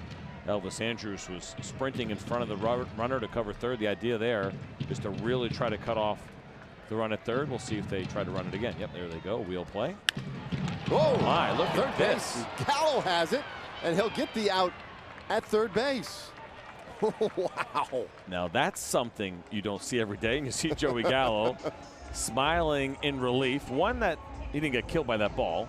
2, that Adrian Beltre caught the pick. That's an unusual throw for Joey Gallo because he had to wait for Adrian Beltre to get back to third. Everyone having a good laugh about it right now. So the wheel plays on. There goes Elvis Andrus. You got to wait, give him a head start, give him a chance to pitch. As soon as they realized he wasn't bunting, Elvis stopped and then directed Joey Gallo to throw that ball to third base. And Joey Gallo looking over, kind of fish-eyeing a little bit over at Adrian and saying thank you. And thank you, Powell, for not hitting a line drive right at me in that spot. It's good heads up by Elvis, by the way. It was a great view of how the wheel play works. And as a pitcher, you let your shortstop get a head start, make sure he gets a few steps in front of the runner so you can beat him to third. But once he realized he wasn't bunting, Elvis stayed in his spot, because otherwise there's nobody at the routine shortstop position. So now 1 gone. And if Cologne can get a ground ball, maybe a double play, get right out of this inning. Yeah, flip the script a little bit and think about Boog Powell. So I couldn't hit a ground ball past the guy that was 25 feet away from me. You know, halfway down the line, maybe a little further than that. Lucroy second. Powell now at first.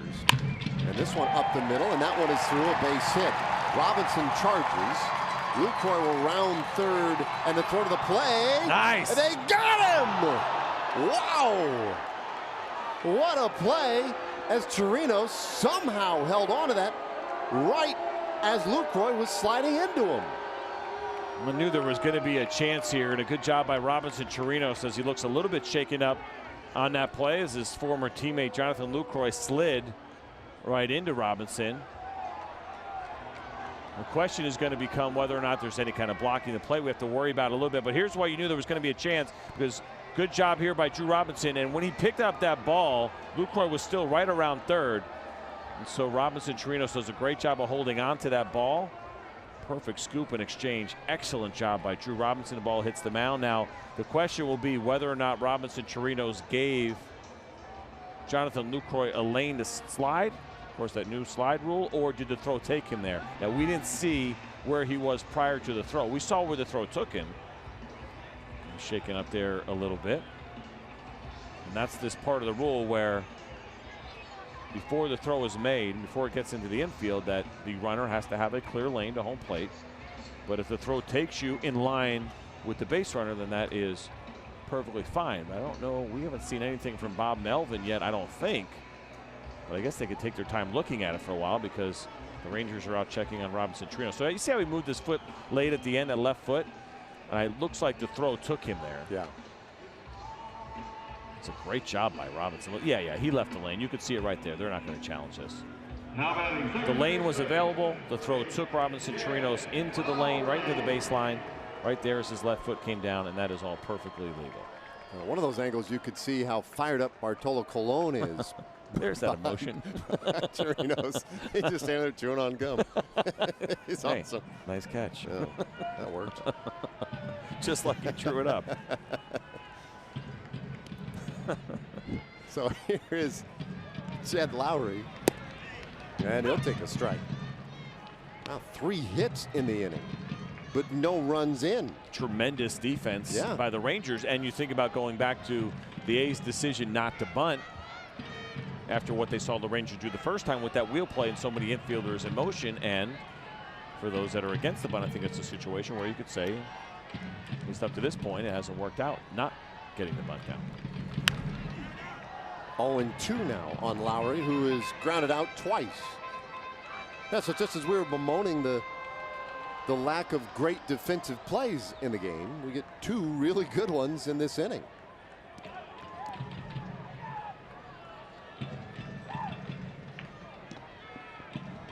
Colonna's kept the pitch count in check. That's 72 pitches at the moment. The 0-2. Ooh, look good. That's amazing. Did you see Jed Lowry's reaction there? As if that ball was going to be kind of tight up and in, and then where the ball finished. Again, it's sometimes hard to pick up on when you're watching a game on television, but the movement on that pitch to get a pitch or a hitter to flinch, a left-handed hitter to flinch a little bit, wondering is that ball going to come close to hitting him, and instead, ball finished over the middle of the plate. It was up out of the zone, but it was at least middle. Time asked for and granted.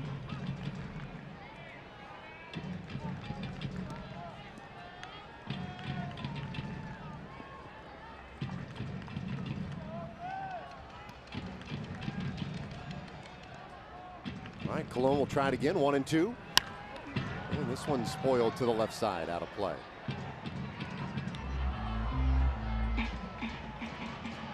Lowry, the veteran infielder, second baseman here. And he's been around quite a bit over the years, but often associated with the Oakland A's. You look at their 25-man roster to open the season. Only 2 guys who had played with the A's prior to 2015. Jed Lowry, one of them, but he had even left the team since 2015 and come back, as this one is inside. It's 2-2. Santiago Casilla and Jed Lowry, the only 2 members of the A's who had been here prior to 2015. Santiago had been with the Giants in recent years, and of course Lowry, I know at one point was with Houston. He waits on a 2-2, and Colon will deke Powell back to the bag.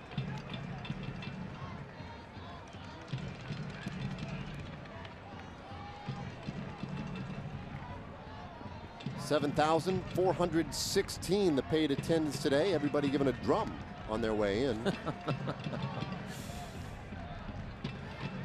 The 2-2. See, that's one of those things where we'll hear people get messages from people like during the game. Yeah. Hey, can you tell those people to stop banging those drums like Rangers fans watching the game at home? I hadn't really been noticing it, to be honest with you. So, enough of the drums down there. So now,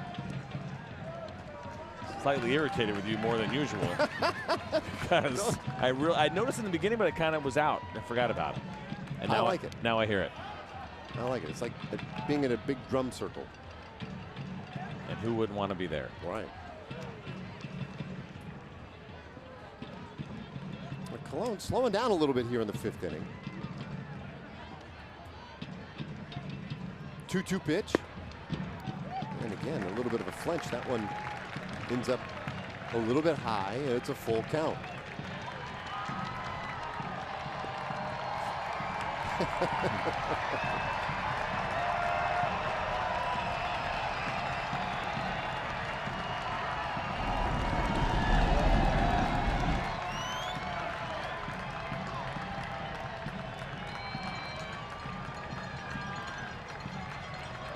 Powell will be taking off from second. Simeon will leave first on the pitch, the 3-2. And that one is lifted high in the air. Short right field, heading foul. Long run for a door, and he can't quite get it.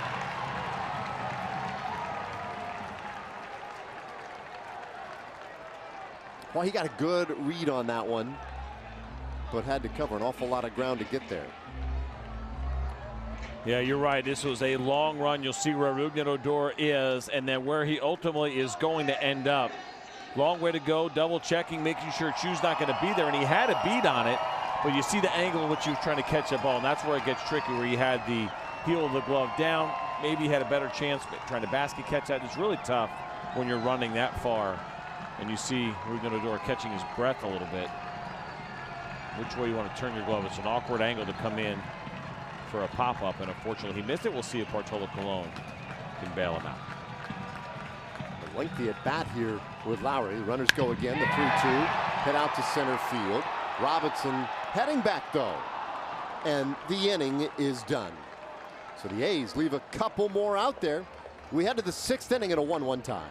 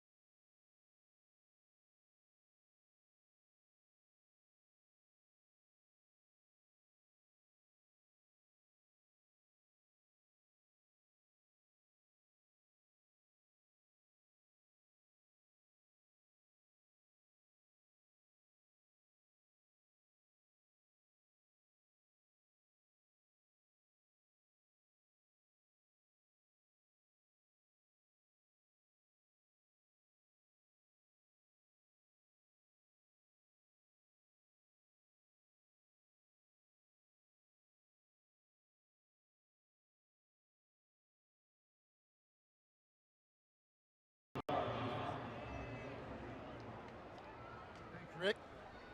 A nice moment for him. Yeah. Coming back to the big leagues from Japan, and had a little bit of a rough spring in the beginning. They were a little bit concerned in St. Louis, so it's good to see Nicholas getting that win, hitting a home run.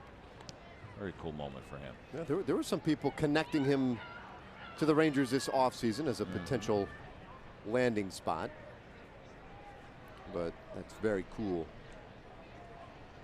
Good day today for him. Ryan Buchter is on and gets that one in there for a strike. See some numbers for the lefty so far this year. He's done a nice job. 3 strikeouts to 1 walk in his 2 innings worth of work. A member of the Kansas City Royals last year, got traded from the Padres to the Royals.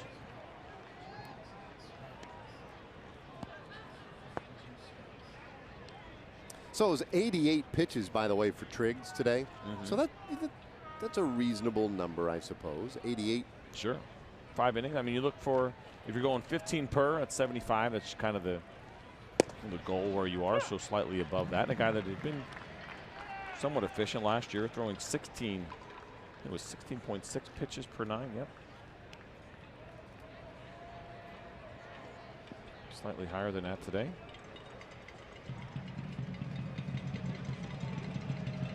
Two balls, 2 strikes on Mazzara, who's 0 for 2. He takes it in the dirt. Of course, somewhere there's a legion of former major league pitchers screaming at the 88 pitches.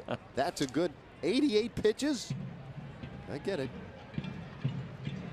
Just a different way the game is played these days. There's 3-2. Ooh, strike 3 call. So he gets a strikeout to start his night. Mazzara back to the dugout, 1 away here in the 6th inning.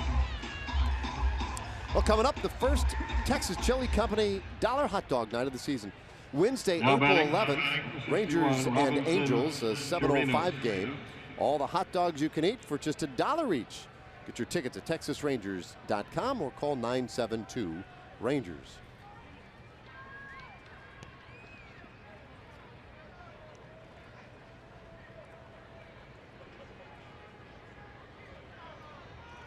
So 1 away, Chirinos made a real nice defensive play last inning, and he takes strike 1.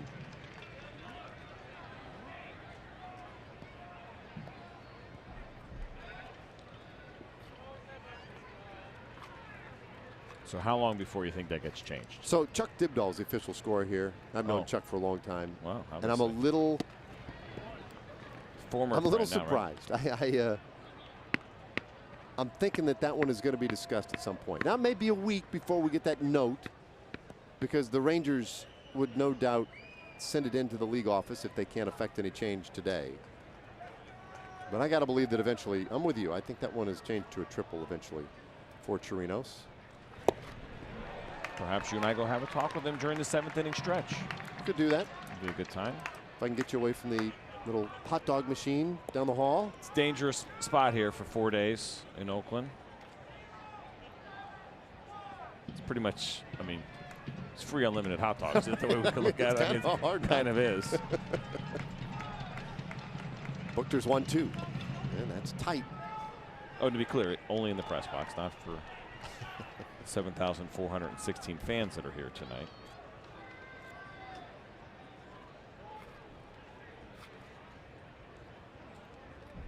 Well, the Rangers have had a lot of base runners tonight. They've managed the 1 run. It'll be interesting to see now as they get a look at this bullpen, how that might change things a little bit offensively. The 2-2. Swing and a miss, strike 3. So back-to-back strikeouts for Buchter. Hey, by the way, looking up at our progressive upcoming schedule, 3 more games here in Oakland. It's a lot of hot dogs, including a Thursday afternoon game. Then home, 3 against Toronto, 3 against the Angels. A short roadie to Houston and Tampa Bay. Mariners come calling after that. A lot of division games. A lot of games against teams with losing records last year. The early portion of the schedule for the Rangers is somewhat favorable, you might think, if they can get something going. Rougned Odor now, and it takes strike 1.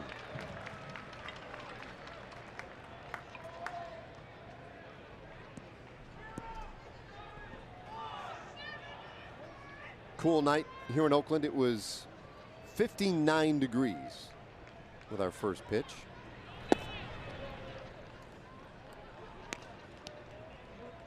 It's cooled off a little since then. This was the warmest day we were scheduled to have, though, while in town. Some people bundled up down there. I'll tell you, not too bad. I don't feel like it is so far. No. 1-2 the count. You said maybe some rain Thursday, right? That's what I was seeing. Yeah.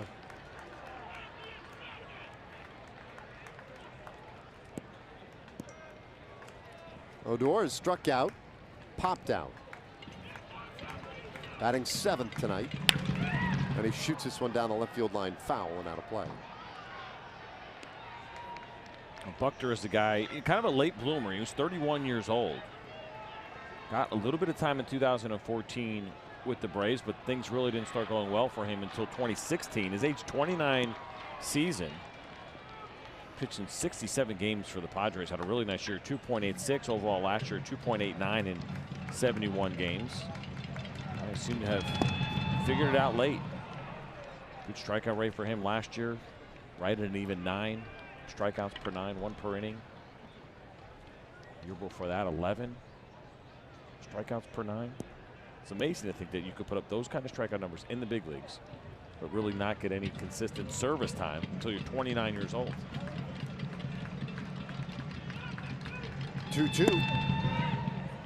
And it's a full count. I mean, 4 years in the big leagues, 4 different teams.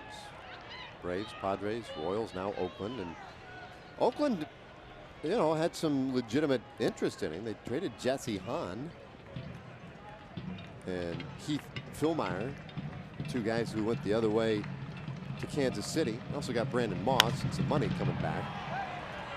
Little pop-up back of second. Lowry gives way to Simeon, and the inning is done. It's the first 1-2-3 tonight, and we head to the bottom of the 6th inning, tied at 1.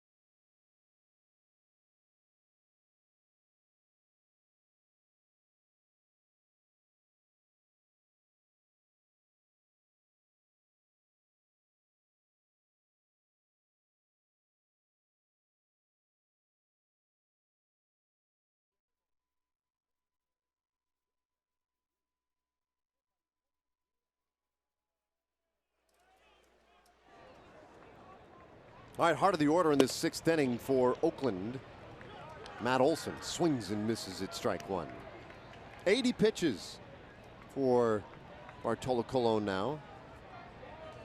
Certainly an important part of the game as he pitches into the 6th, and you think about how simple that repertoire is. I talked about it, lots of fastballs from Bartolo Colon. So as he goes through this middle of the order for the 3rd time, you know, kind of wondering a little bit. The Rangers will be concerned. Look at that, 67 fastballs, just 8 changeups, and just 4 sliders. It is really incredible to watch. Jose Leclerc has been throwing in the Ranger bullpen. He started throwing last inning. So I got to believe batter to batter here for Bartolo Colon. All right, the bullpen live look brought to you by Southwest Airlines. Leclerc apparently ready. Just tip of the cap. Ortiz, yep. Bullpen coach, which is the universal signal for yes, this pitcher is ready.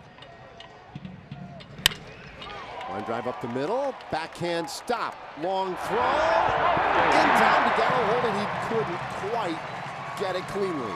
Oh, Andrews with a great defensive play, but Olson aboard to start the 6th inning. Such a great effort here from Elvis Andrews as he has to go far to his right. It was, of course, shifted over with the left-handed hitter Olson batting, and short hop to throw, and that's intentional. Right? We talk about that a lot. Well, guys will try to get their first base in the long hop. That ended up being a little bit more of a short hop, a little tougher play there for Joey Gallo, who's done an excellent job in his adjustment to first. Unfortunately, could not come up with that one.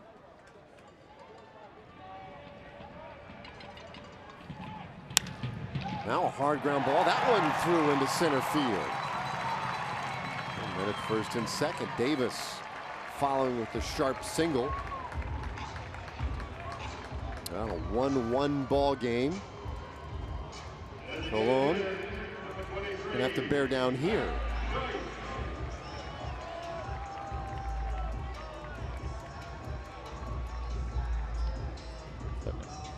Let's see Jeff Bannister there, assistant pitching coach Dan Worthen, who he is talking to on his left. Doug Brocail was right there on his right. And it's interesting, I think, for when you think about Jeff Bannister and talking to Dan Worthen. Of course, Dan Worthen had Bartolo Colon in New York, and so things that he may be looking for that Dan Worthen is familiar with, fatigue factor, those kinds of things. Worthen has seen Bartolo Colon in these situations plenty of times, and so that's an opportunity for Jeff Bannister to kind of lean on him in this spot. All right, you've seen him many, many times in this spot. More comfortable getting him out here? Is he good at getting the double play? What's your confidence level based on what you're seeing, et cetera, et cetera?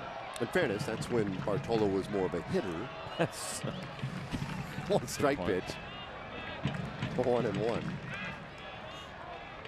It's funny, his years in New York. That's probably the one thing that he'll be remembered for as a Met. It's his home run in San Diego. certainly a big one. I mean, to think that he did it in San Diego as well makes it all the more impressive. It wasn't like he did it in Cincinnati. There's 1-1 pitch. Foul back. Here we go. San Diego. I mean, his at-bats had it had become a little bit of a spectacle. Maybe is that a nice enough way? Is that a fair way, right? I mean, a lot of people having fun as you see the reaction there. Bartolo Colon, and then where are they? Oh, there they are. First they blew him off. A little love there for Bartolo Colon in a moment that nobody ever expected to happen. Ground ball, first base. Gallo to second. They get the out there. On to first. Yeah. Ooh. I don't think Gallo was on the bag. A little conversation there happening between Joey Gallo and Bartolo Colon. And that was one of those tweener plays, and certainly work on this a ton in spring training, but the idea of who is going to get the bag there, and Joey Gallo communicating with Bartolo Colon. Bartolo is over there like he's supposed to be, just in case. First of all, Joey does a good job, spins, makes a perfect throw. And you see Elvis here. I don't think it would have mattered anyway. Let's take one more look at it. Good throw, perfect feed, got the angle right, and yeah, he would have been safe anyway. I think he had his foot on the bag.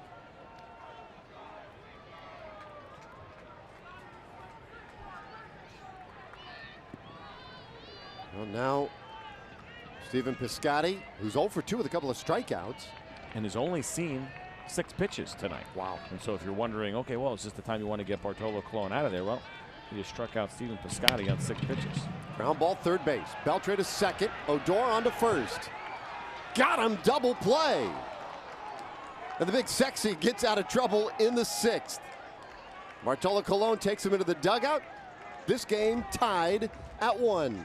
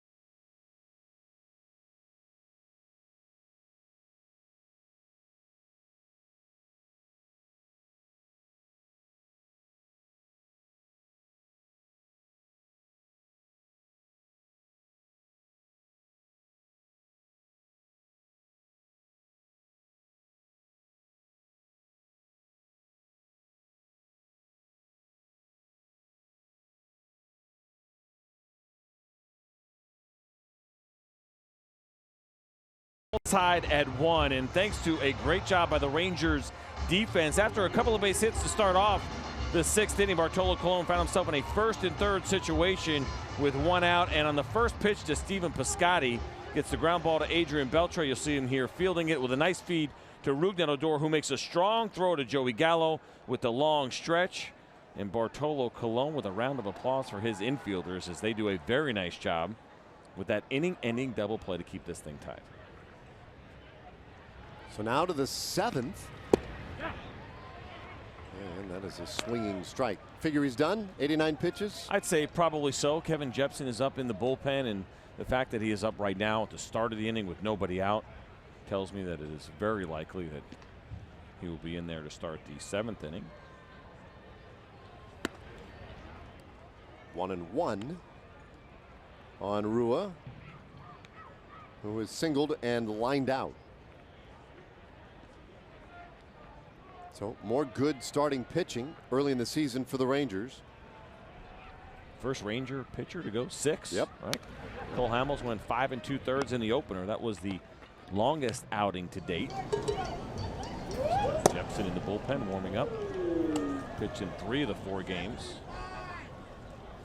No, he pitched in 2. I'm sorry. Chris Martin pitched in 3 of the 4 in the opening series against the Astros.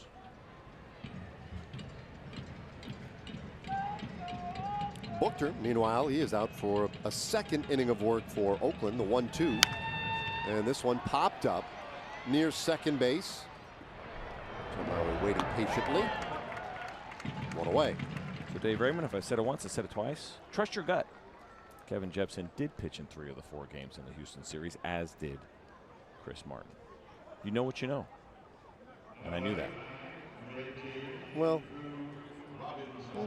maybe. I knew it. Here's Drew Robinson. Well, your first instinct is usually the best. Robinson walked, stole second, and scored the Rangers' only run tonight. That was in the 5th inning. He also picked up an outfield assist, throwing out what would have been the go-ahead run in the bottom of that very same inning when he gunned down Jonathan Lucroy at the plate.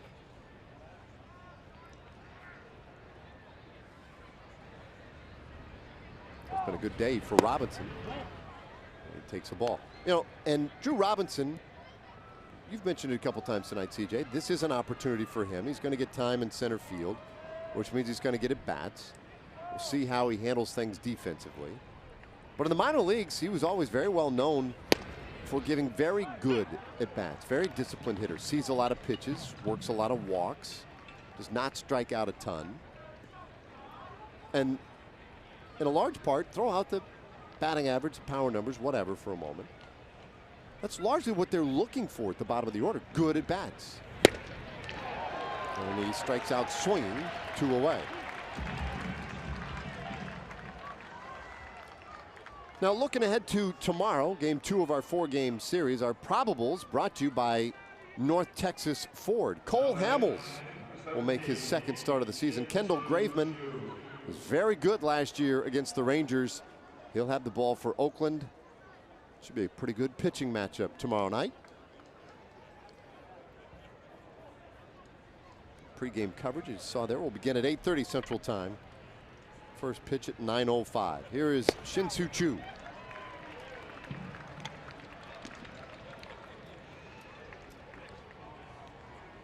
It's Cole Hamels, Mike Minor talking about maybe a 2nd career post baseball as a cameraman. Look Trying at to get some tips. Minor, like, can you believe he's framing the picture like that? What Does he even know what he's doing? I mean, He does. did you see him pan out on that last one? Could he have any more headgear? Line drive out into right field, and that one drops in.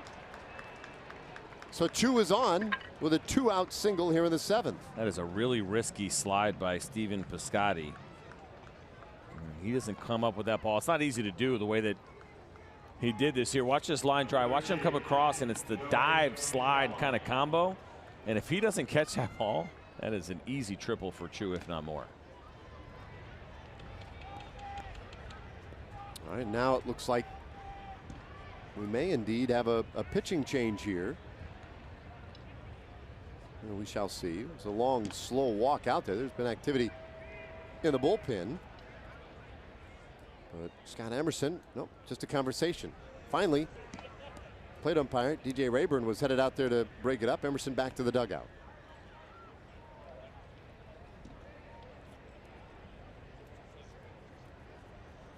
Now you suppose that is a conversation about how they want to handle Gallo? It could also be a little bit of a time, I don't want to say waster, but to give Hatcher a little bit more time down in the Oakland bullpen with Elvis Andrus on deck.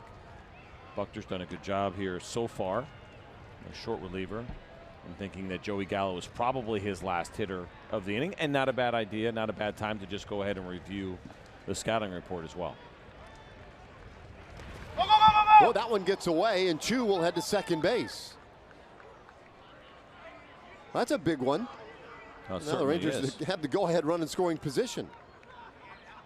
That is a big, wild pitch. Let's take a look at it here. Breaking ball that just kept sweeping, and Jonathan Lucroy could not get down and get in front of that ball in time. And so now Joey Gallo, who's had good at-bats here tonight, his average exit velocity, and we've talked about how hard he has hit the ball in all of his at-bats, 108 this evening. And he has squared the ball up hard. This would be a good spot to do that one more time.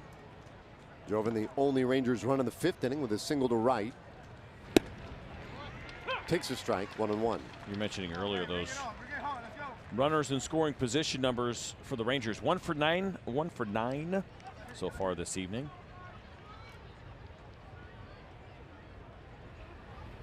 He's 1 for 6. Outfield very deep with Gallo up there. Shift on the infield, and that one is outside, 2-1. Well, that's a good take by Joey. That's a tough take and a good one and a good non-call. Left on left, a lot of times umpires have a tendency to expand the zone just a little bit. Watch that pitch just finish off. And we know Joey Gallo, when he sees that fastball, understandably so, likes to go after it. That's a solid take in a 1-1 count.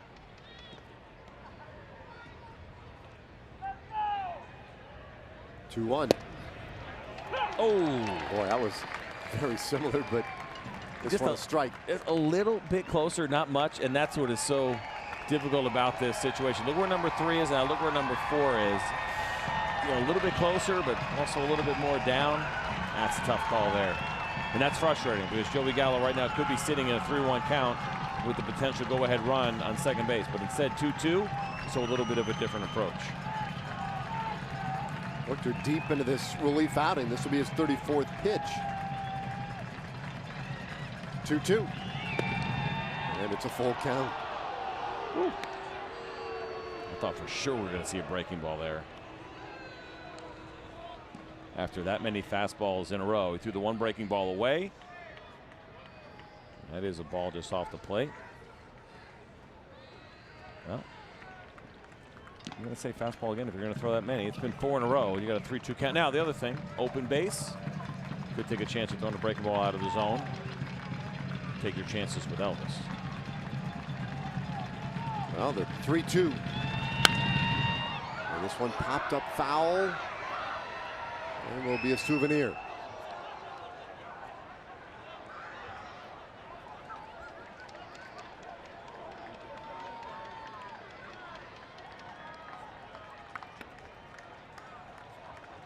Good battle.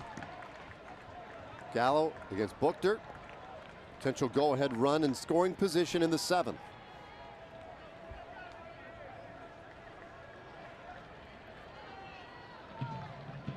Of course, the other thing here, should the Rangers find a way to get this run in, it would put Cologne in a position to maybe pick up a win. 3-2. And there's ball 4.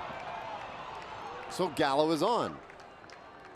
That's a tremendous 7-pitch at bat from Joey Gallo to remain patient, lay off some tough pitches on the corner, and then ultimately draw that walk. And that will do it for Buchter. A 1-1 game. Rangers have a couple of men out there and deeper into that A's pen.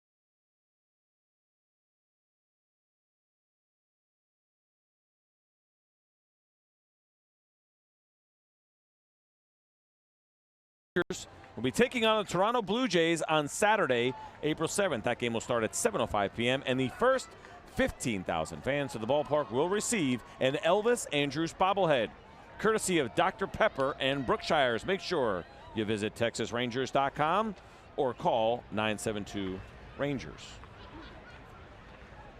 Well, Chris Hatcher has come out of the pen for Oakland. Face Elvis Andrus here, and he delivers ball one. See, this year for Chris Hatcher, a couple of games pitched so far, an inning and 2/3. He allowed 3 runs. 2 of those have been earned. 6 hits allowed in his 2 games.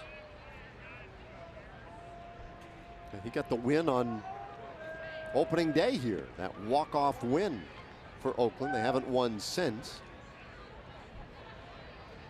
The pitch to Andrus. A little bit low. He's got to spend some time with the Marlins and then the Dodgers in 2016 and 17. A little time with the Oakland A's last year as well. 23 games overall. Pretty good season. 4.22 ERA, but a good strikeout rate. And he has been mid-9s to 10 strikeouts per 9 over the last couple of seasons. The start of the year last year with the Dodgers, traded to Oakland on August 15th.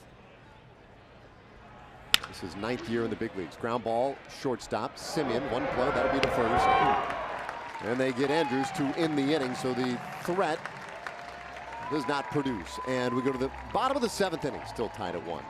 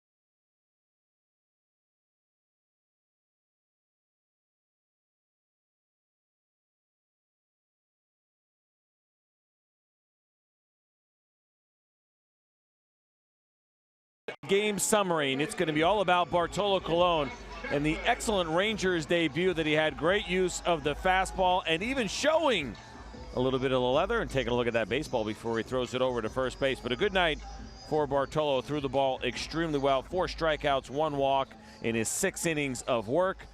7 hits allowed, just a 1 run. It was earned. 70% strikes for Bartolo Colon and 75% first pitch strikes. He was filling up the zone all night long. Both of those numbers well above average. A really good night for him, and now gives way to the workhorse Kevin Jepson in this bottom of the 7th inning. You see it, 4th game of the year already, and this is just the Rangers' 5th game of the season.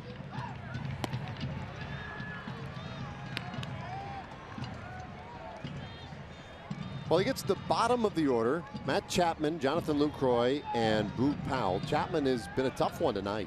The solo home run, the infield hit. And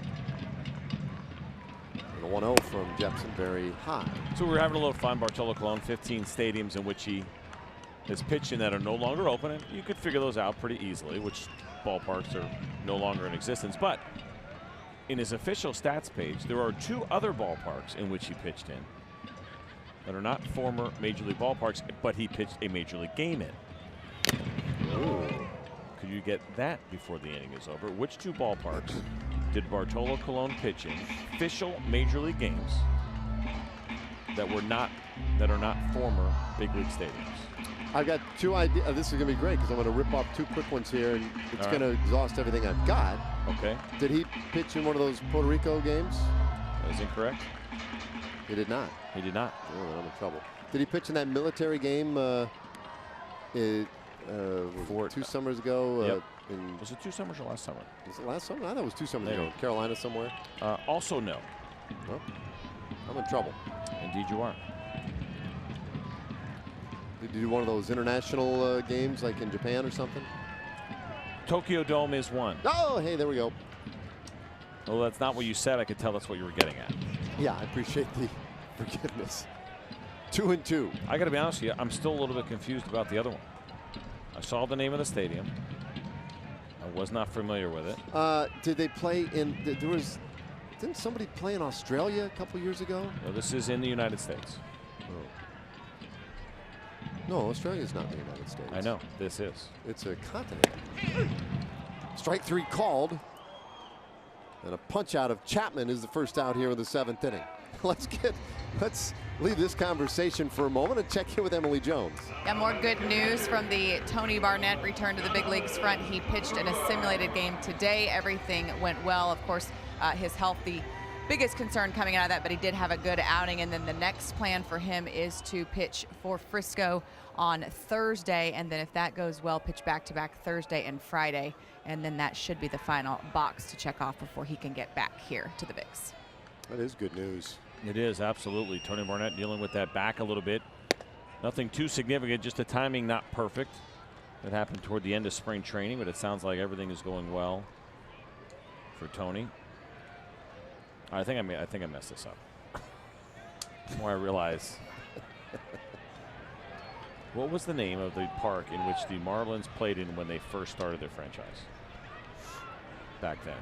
Oh, was it just Dolphin Stadium? It's one well hit out to center field, and it gets past Robinson and to the wall. Luke Croy will have an easy double with 1 out here in the 7th inning.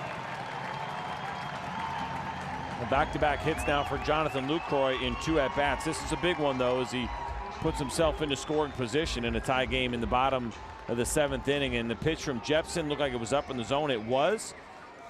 And Jonathan Lucroy, as we saw him so much last year with the Texas Rangers, really tried to work the opposite field a lot. We didn't see him pull too many balls, but he got one that was up and an opportunity to do it. He drives that ball in the left center field gap.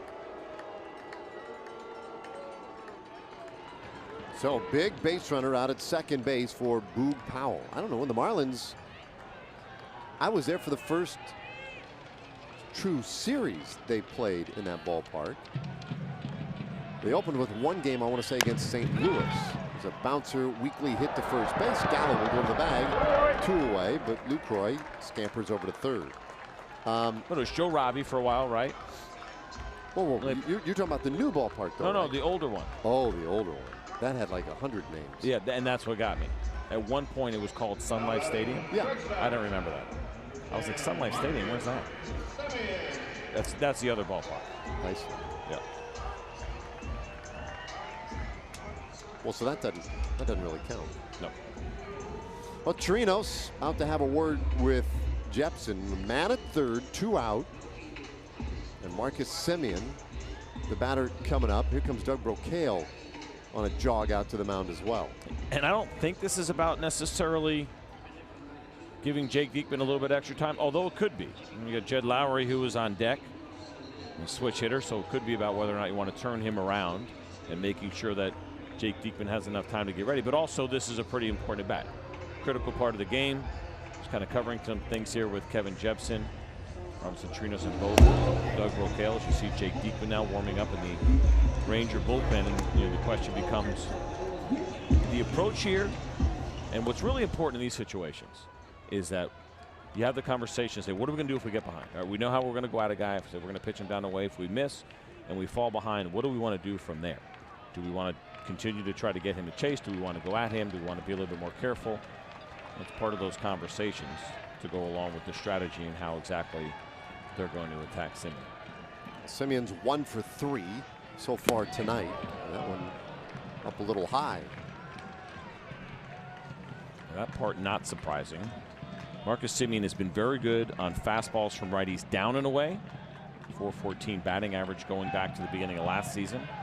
357 on pitches middle away, but up in the zone against right-handed fastballs, he has struggled. Ooh, a little bit in. 2-0, didn't miss by a whole lot. These two guys have squared off twice. Jepson has won both battles.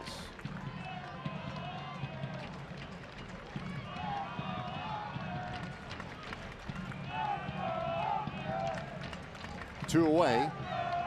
The important man here might be Jonathan Lucroy down there at third base. The 2-0. Oh, All three. and again, intentionally elevating against Marcus Simeon. They know. Jepson knows where he wants to go. I'll tell you what, that was a pretty tough pitch to take, and a tough non-call for Kevin Jepson in a big spot.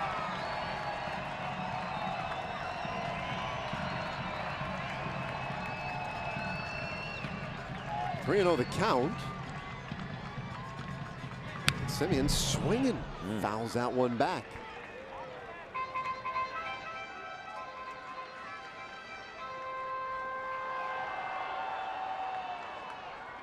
What was your mindset when you were 3-0 on a hitter with regard to them? It's changed a little bit because I think that hitters have been more encouraged in recent years to go ahead and take your shots 3-0 and saying, well, you may not get a better pitch to hit in the entire at bat. So I think you have to be a little bit more careful, and you always need to know who are the guys that might swing in those spots. Well, Jepson loses Simeon, and here comes Jeff Bannister. So Jepson will be done. He'll leave men on the corners, 2 out here in the 7th inning. Jake Diekman will be coming on out of the bullpen.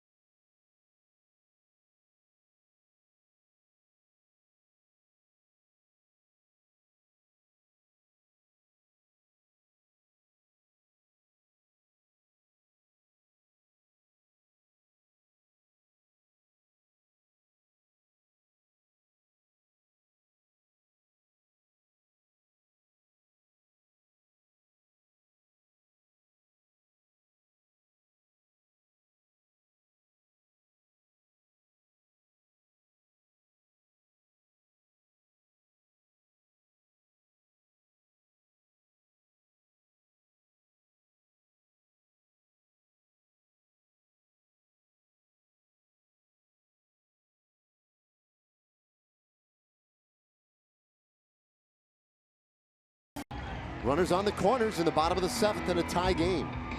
Yeah, and for Diekman so far, just 1 game pitched early in the season here. 13 pitches thrown. Game 3 against the Houston Astros. Had a couple of walks and a strikeout in that game, but he's in a big spot right now against switch hitter Jed Lowry.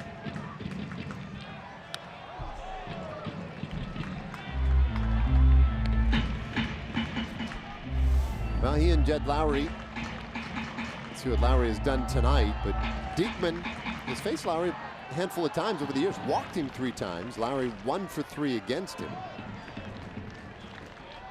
I can tell you, as far as which way you would want Jed Lowry to hit, go back to the beginning of 2016. The numbers are somewhat even. Against lefties, 277.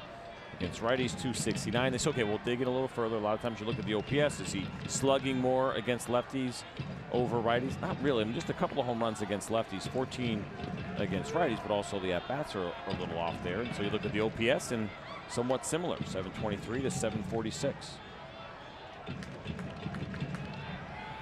Lowry hits this ball hard out to right field. Chu has played shallow, goes back, looks up.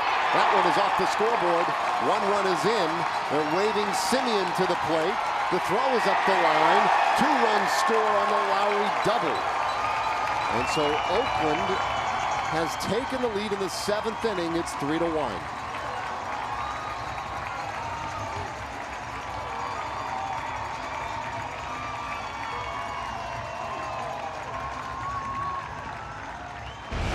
Take a look at this pitch from Jake Diekman. It was a fastball. It looked like it was about middle. And Jed Lowry gave this thing a ride. You should see it go off the wall. And Shin-Chu Chu doing everything he can. Does a nice job. It's the cutoff man, Rougned Odor. But unfortunately, Marcus Simeon, running hard with 2 outs, is able to beat that throw. Of course, the inning not done. The dangerous Matt Olson. Ooh, inside right off the kneecaps for ball 1. 2 more hits tonight for Olson. Continues to be a thorn in the side.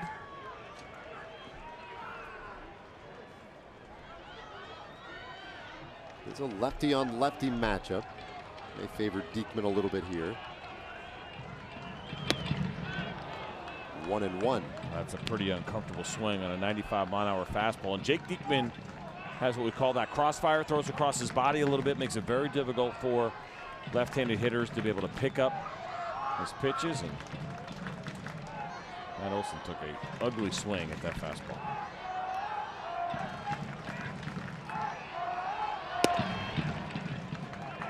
It's a little bit wide for ball 2. See DJ Rayburn look like he might have flinched there a little bit. Yeah, he almost got me. I thought he was going to ring that up.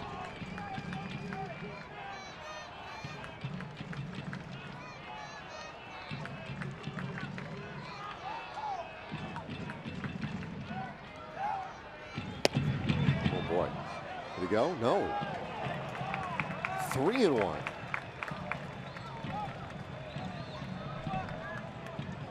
So Diekman has come on, inherited a couple of base runners, both of whom have scored. Now falls behind Olson, 3-1.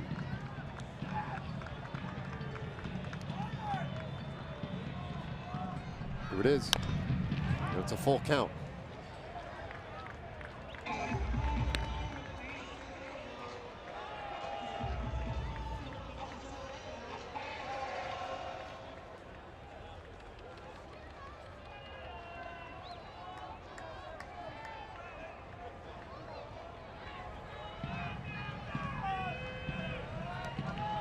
Olson, that unique batting style, holding that bat out the way he does.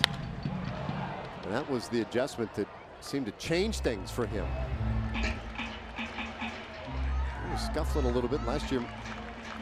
Just trying to, I guess, one of those quirky type of things that allows him to get in a good hitting position. Obviously, no one teaches you to hold the bat out in front of you and tilt it toward the opposite batter's box, but what it does is allows him to get himself into a good hitting position in time.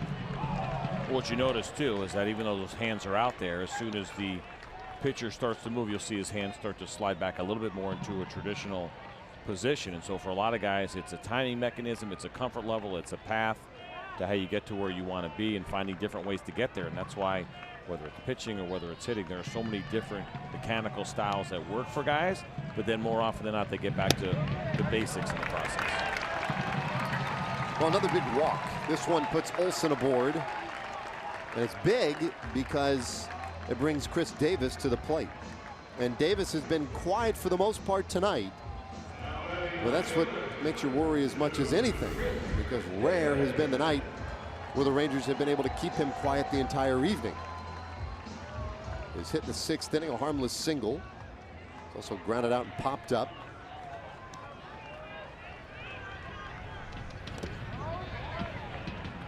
Chris Davis, so strong, we know, we have seen it, but very good on balls away from him, where he can get his arms extended. Where pitchers have had success against him is their ability to tie him up, and for left-handed pitchers, that means in, whether it be up and in, middle in, down and in, even with the fastball. But if you let him get those arms extended, that's where he can do some damage. Hits this ball hard but foul. Oh, nice play. You think so? Tip of the cap. You're welcome.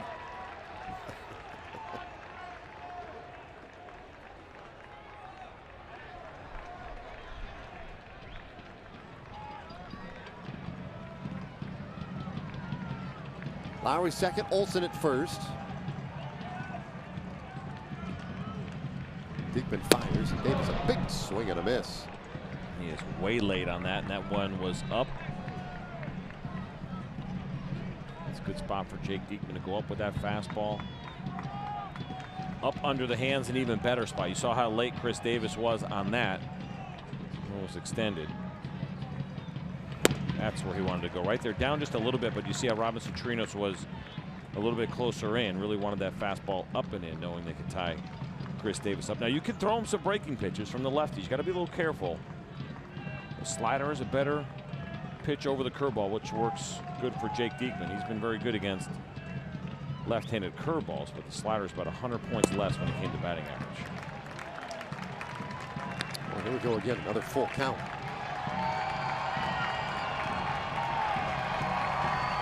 There's a spot that they can go, and we'll see what Robinson Chirinos decides to do. But fastball location here, middle in, up and in. If Jake Diekman can get that in the strike zone, be a spot that Chris Davis is susceptible.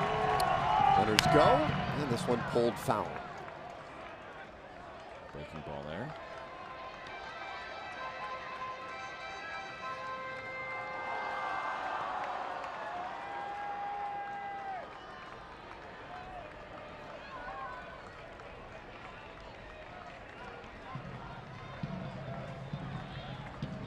Diekman doing battle with one of the greater nemesis right now for the Rangers. 18 home runs, a .310 career average against Texas. And there's a swing and a miss, strike 3. Davis goes down swinging, and the inning is done. But Oakland picks up a pair, and they take a 3-1 lead to the 8th.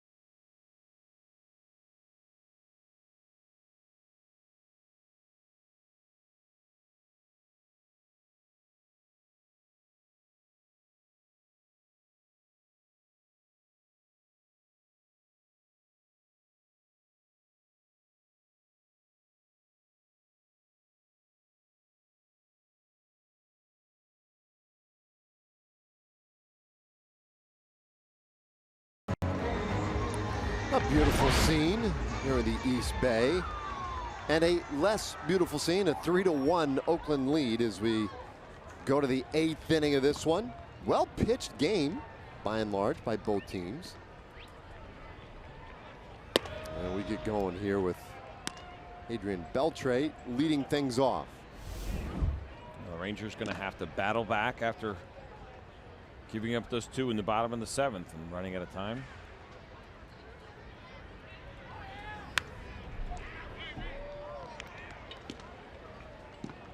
Beltre so far hitless tonight in 3 tries. He's looking for his next hit, which would tie him with Rod Carew on the all-time hit list.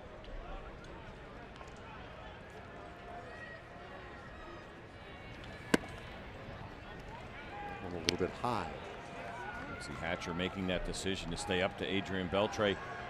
And again, another trend we've seen in the game, right? Understanding where a lot of swings are and more pitchers than ever elevating the fastball. But Adrian, not really a guy that I think is susceptible to that as a lot of other hitters are.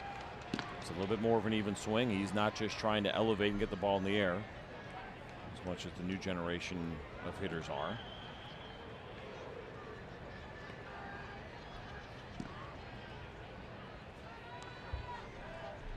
Well, they're trying him up there. Hasn't really taken the bait yet. The 3-1.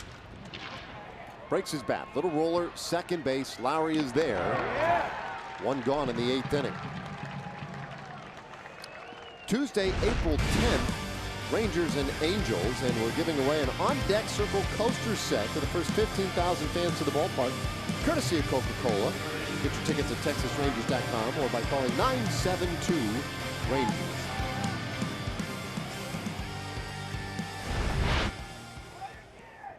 All right, here is Nomar Mazara.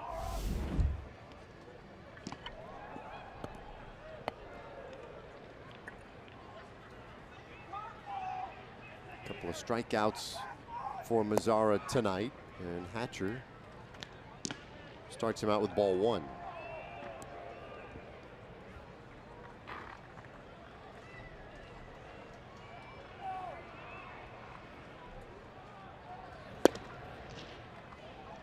Well, that one just missed. Seen some favorable counts. It's one of those weird nights. We were talking earlier about how this Rangers offense probably going to score a pretty decent number of runs this year. Going to hit a lot of home runs, and especially if they can get some good at bats at the bottom of the order, put some guys on base ahead of the top of the order. I mean, there are a lot of really great things that can happen with this offense. Tonight, kind of stymied to the tune of 1 run, but all the hard hit balls tonight. And that's the thing that keeps you going. And that's the thing that Anthony Posi, the hitting coach, and Justin Mayshore, the assistant hitting coach, talk about. Guys are putting together quality at bats and just haven't gotten the results. There's a hard hit ground ball, and this one threw into right field. So Mazara with his first hit of the night, and it does get the potential tying run to the plate. That is something you can always hang your hat on, is when you know you're putting together quality at bats. Those hits will eventually fall, and it's 6 now for the Rangers tonight. All right, Bob Melvin heading out to the mound. That is it for Hatcher. New pitcher coming on in a moment.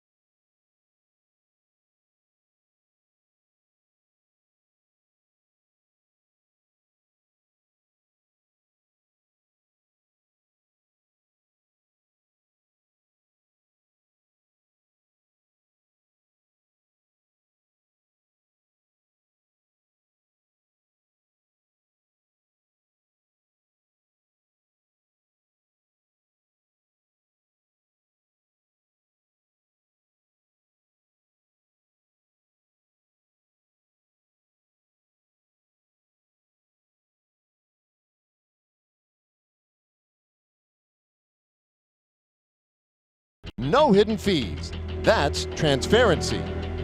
And by your North Texas Ford dealer. See your best in Texas Ford dealer during Truck Month. It's buy now time. Well, not exactly socked in with fog tonight here in the Bay Area, but starting to fill in there just a little bit. Blake Trinan, who tries to fog a lot of hitters with that hard fastball of his, he has come on here with 1 out in the 8th inning. It's a big arm for Blake Trinan, the former Washington National. Four-seam fastball averaged 97.7 miles per hour last year. Oh, this one hard enough. It gets away from Lucroy. It might be a pass ball. Allows Mazzara to get to second base. Could have been crossed up there, but hit his glove. We'll see. Blake Trinan definitely missed his spot here. He's a very difficult pitcher to catch because of the live arm. I mentioned the fastball sitting 97, 98 miles an hour, throws a four-seamer, but mostly two-seamers, which means that fastball is not going to be very straight, and he does struggle with the command like that. And boy, I tell you, at 97, that one was at 95. It's coming to the area in which you're not expecting. It's a tough pitch to stop. It was a wild pitch. Well, that one misses. 2-0 to Robinson Chirinos. So Mazzara out at second base. Chirinos, you see, reached on an error in the 4th inning. A little bit disputed that scoring decision. More like a triple, which would have been his first hit of the year, were it not for the official scoring of it. So technically 0 for 3 tonight. We'll get some of our best guys on it. We'll start off kind, nice. Ask him to reconsider. We'll go to the intimidation tactics. I know you're friends with him and all, but you know, some things are more important than friendship. I think he will see the light. 2-1. Chopped foul. How was the hot dog? Just remember, we only asked once. The hot dog was good. I'm actually half proud, half ashamed of myself. I figured that was coming. Yes, because I didn't eat the bun. I think that's the unhealthiest part of the hot dog, isn't it? Come on. That's 100% all beef. That's like eating a chocolate chip cookie, but eating around the chocolate chips. What are you doing? No, I know. Well, what I did was I just smothered the mustard into the bread. Kind of used it as a dipping type of thing. Bouncer third, and that is just foul.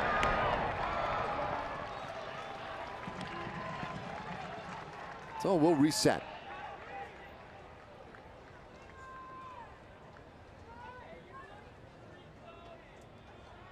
Well, Trinan, big piece of this Oakland bullpen. As you mentioned, the former National acquired the Sean Doolittle, Ryan Madsen trade. Ended up saving 13 games for the A's last year. On opening day, Thursday afternoon, threw 2 scoreless innings.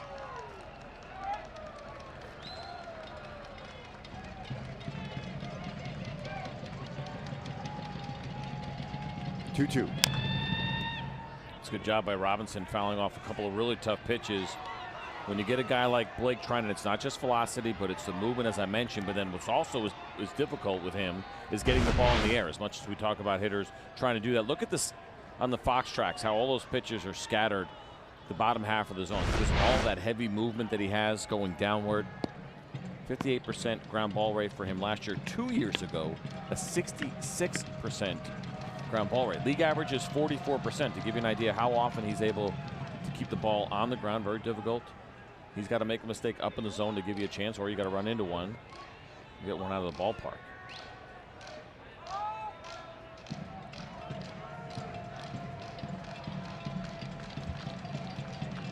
So we'll do it again at 2-2. Want to appeal? No, he did not go. It's a full count. Well, it'd be big to get a free base here. And you think about, we just talked about, right, the Fox tracks, and you can see all the pitches that are down below the zone. 2 strikes, you got to try to cover the whole play, but it's difficult to do. And so you start to get locked in on where you know he usually pitches. Then he elevates 97 right near the top of the zone. It was just above. Good job by Robinson laying off that pitch. 3-2.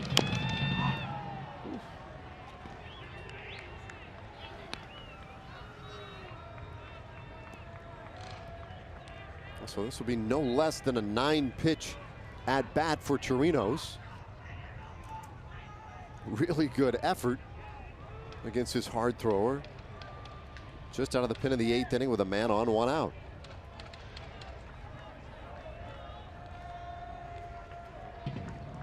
Trying in the 4th pitcher of the night for Oakland. And his payoff pitch, swing and a miss, strike 3. Finally did get Chirinos. 2 gone here in the 8th. Robinson put up a good fight, but ultimately a good fastball right down the middle, but it was good movement and good velocity. Did Robinson in 9-pitch at bat. That last pitch at 97 miles per hour.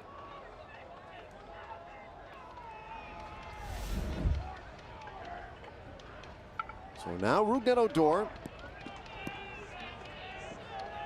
hitless tonight, off to a slow start.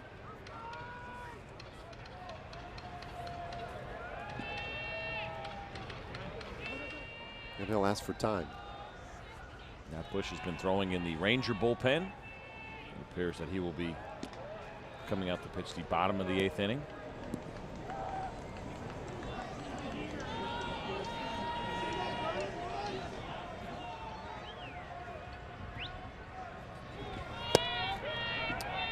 Wicked breaking ball for ball 1.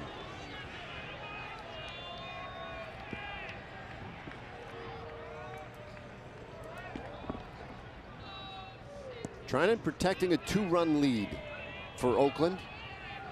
Rangers are down to their final 4 outs. They do have Mazzara out there at second base. 1-0. Inside, that one skips away a little bit, but Lucroy keeps it close enough. Man, this is really tough to block right here. Look how hard that ball is, and Jonathan Lucroy ended up backhanding that ball. I'm talking to Blake Trinan about trying to get him more directional toward him, as you saw him kind of, looks like he's trying to pull Blake Trinan toward him and show, hey, come toward me. I need a good finish. Don't just try to aim that ball.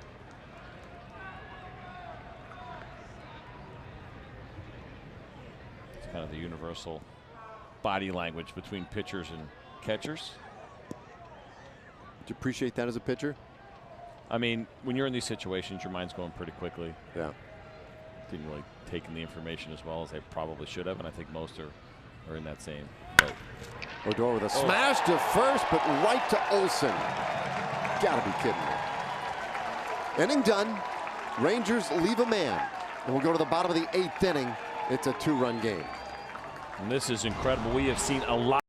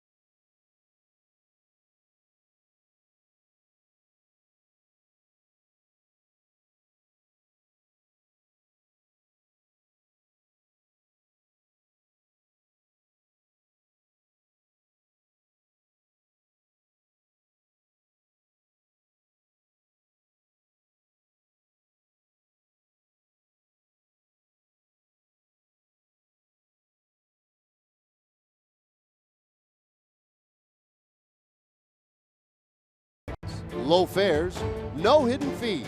That's transparency. And by your local Buick dealer. One of those iconic views you get here in the Bay Area. Golden Gate Bridge. These guys are driving a little fast, if you ask me. We're going to the bottom of the 8th inning, and Matt Bush, speaking of fast, he throws fast. And he is on for the Rangers here, trailing by 2. Of course, you know about that big right-handed arm. Fastball will touch 100 miles an hour. This will be the 3rd game for Matt Bush this season. 4 walks to 3 strikeouts. Just a 143 batting average against. The heater at 95. Comes a little in on Joyce for a ball.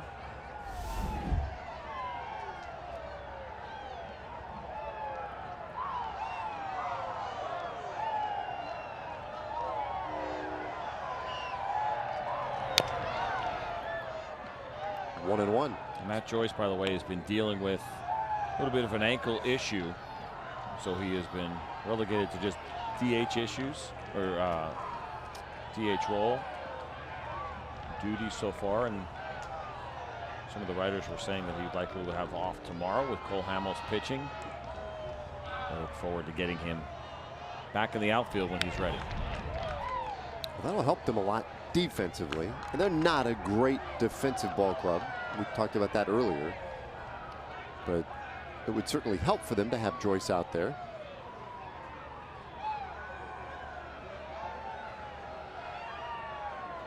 One ball, 2 strikes.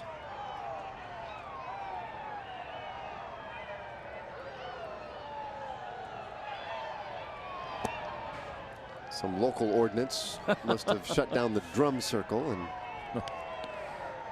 in lieu of that, here in Oakland, they find another way to make noise. We got a little bit of that in Texas, though, as well. Yep. Happens at our ballpark. I don't know what you call it, though. Is there a name for it? Liner down to 3rd. Beltre right there. I got a word for it.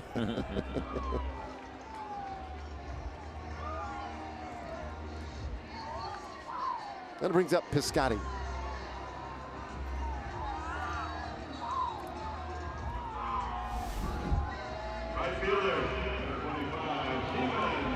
Not a great night offensively for Piscotty.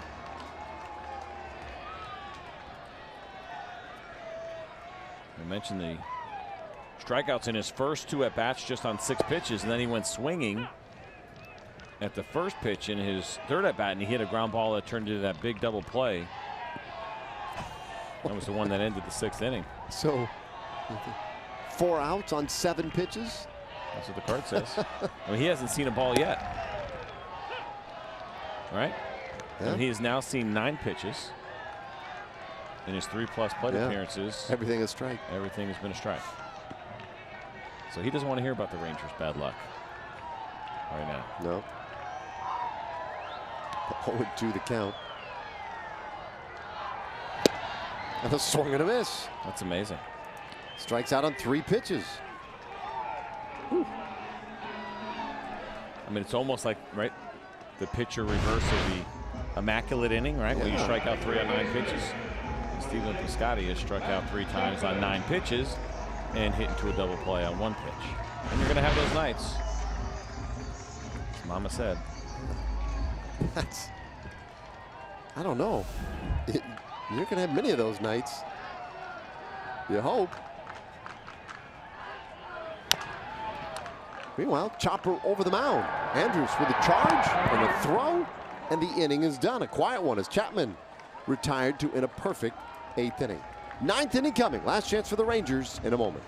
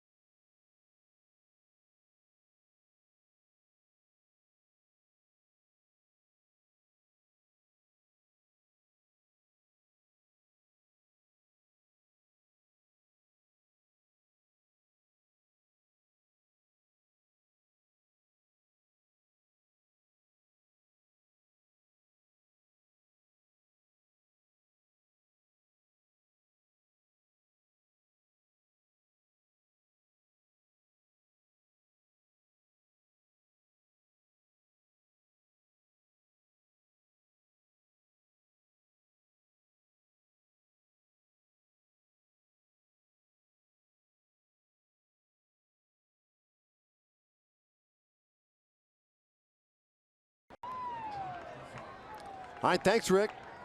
Yeah, here we go. Rangers looking for that comeback in this 9th inning. Jurickson Profar will hit for Ryan Rua.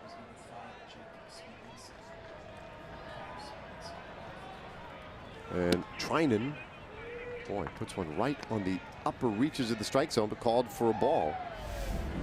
Jurickson Profar doing a little Adrian Beltre there, letting the umpire know where that pitch was. It's up in the zone.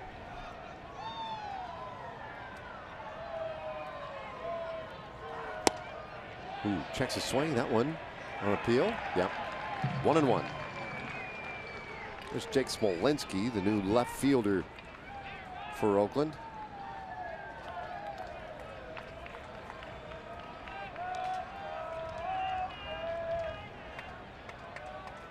Trinan came in last inning, struck out Chirinos, got Odor to line out.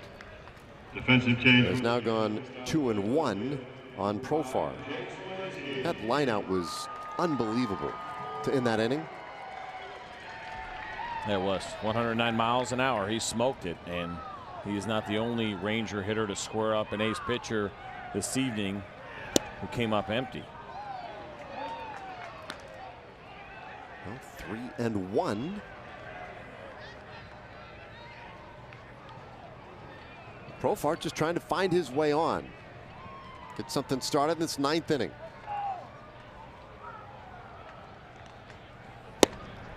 And there's ball 4. Well, every great comeback, I've always said this, CJ, starts with that leadoff walk. Yeah, you have said that a lot. I've noticed it. And the thing about this, too, is Blake Trinan, as we watch him, we know live stuff, live arm, but can run into a little bit of trouble with pitch location. And he is the guy. There's nobody warming up in the A's bullpen right now. He's the guy that they expect to be their closer, despite the fact that they brought him in the middle of the 8th inning with just 1 out. Yeah, he's so used to closers getting a clean inning and getting a clean 9th inning. So he threw 2 innings in the opener on Thursday. And then here came in a messy 8th. And now a line drive into center field is a base hit. Inning continues, 2 men on, and it brings up the potential go-ahead run. Drew Robinson with a pretty good night tonight at the bottom of the order. Yeah, a couple of good at-bats. He had a walk and a base hit. Did have a couple of strikeouts. He's also done a good job in the outfield, but he jumps all over a first pitch fastball. This could be a little bit dangerous with Blake Trinan, because if he locates that ball at the bottom of the zone, as I mentioned earlier, a lot of ground balls, and you worry about the double play. But Drew got one that was up that he could handle, and he lined it right back up the box, and just like that, the Rangers earned business as a mound visit is recorded. Just the second of the evening for the A's. Now, we were talking about it earlier. Bunt situations, you got a really good ground ball pitcher, but a really difficult guy to bunt off of. Live fastball, 97, nothing is straight. It'll take a pretty special attempt to get a bunt down. Yeah, and I think with these guys, when you have Chu, Gallo, and Andrews coming up, yeah, no way. Take 3 shots at it. Yep, take 3 shots. Any one of them could hit it out of the yard. One swing, and you have your first lead of the night. That's right. Gapper ties this game most likely. Robinson a good runner, and then of course high possibility of a wild pitch, as we've already seen with Trinan. Chu has a couple of hits already tonight to go with a walk. Had 4 hits on the homestand, including a double.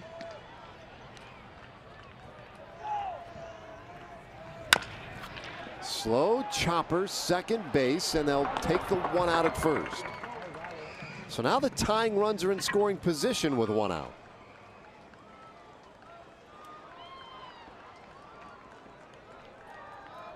Listen, you'll take it. Now you got 2 shots with Joey Gallo and Elvis Andrews. Both guys that can handle high velocities. Both guys that have given you good at-bats so far this season. It just takes 1. And here comes the big shift. And another mound visit. Another mound visit. Much like I mentioned earlier, the conversation goes to how you handle Joey Gallo, the scouting report here, what happens if you fall behind, What off-speed pitch you like better than the other? What do you like behind in the count? All those kinds of things that you want to cover. Whatever you think your most important point is that you want to make sure your pitcher knows. And then another issue is then, of course, the guy on deck. It doesn't get any easier. But you have the open base as well with a ground ball pitcher. The Rangers just 1 for 13 with runners in scoring position, but the man with the one, he's got a bat in his hand. Yes, he does. Had the base hit in the 5th inning. Got Robinson to the plate. I'll take it a step further. Ooh, 1 for 13 as a team. You know what that means? They're due. Yeah. That's a good point. I mean, it's pretty hard on the other side of things to force someone into a 1 for 14. So, a lot of room on the left side as we are showing you here that shift that's against Joey Gallo. Remember, with Trinan with that fastball, everything is moving away from Joey Gallo. So if he can stay on a pitch and take it to the left side, Rangers will be in business. Now, again, that doesn't mean he's shortening it up, doesn't mean he's trying to hit the ball the other way. But as Emily was talking about earlier with these guys, letting the ball travel a little bit deeper will allow you to hit the ball the other way, track the ball a little bit longer as well. But with Trinan, if you want that ball getting too deep, because chances are it's going to have some really good downward action the deeper it gets. How disconcerting is Profar over at third base for Trinan? Watch as this thing goes. He gets midway down the line. There's nobody near third base. He could go all the way to that opening day low, but there's nothing the A's can do about it. 1-2. What it really does, which is nice for the Rangers and a nice situation to be in, mentioned Trinan, control and get away from him sometimes. Any ball in the dirt that even slightly bounces away from Jonathan Lucroy and Jurickson Profar is going to cruise home.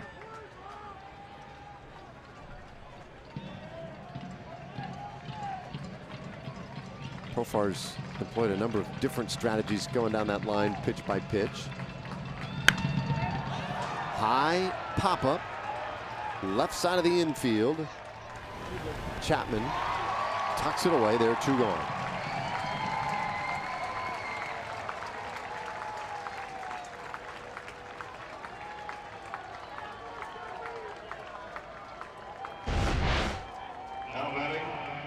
This one actually got up, and you see it there. And I mentioned that it doesn't happen too often with Blake Trinan. You see the frustration on Joey Gallo's face, knowing he just missed that ball as he got under it.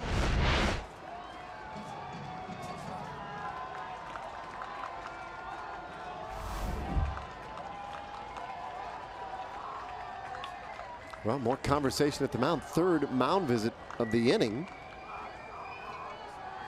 Lucroy goes out there to talk things over.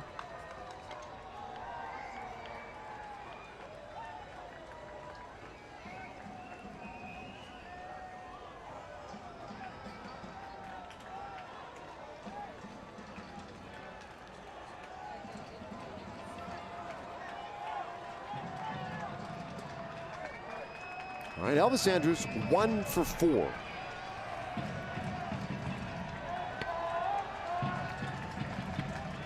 Profar 3rd, Robinson at 2nd base.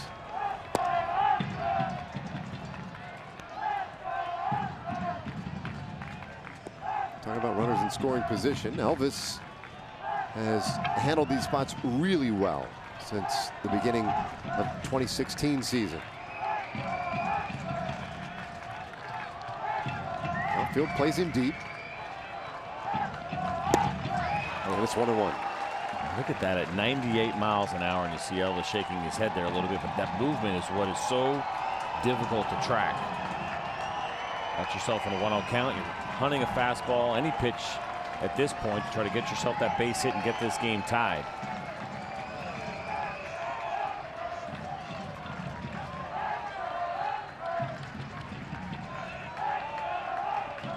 Trinan got the final 2 outs of the 8th. Allow the first 2 runners to reach here in the 9th.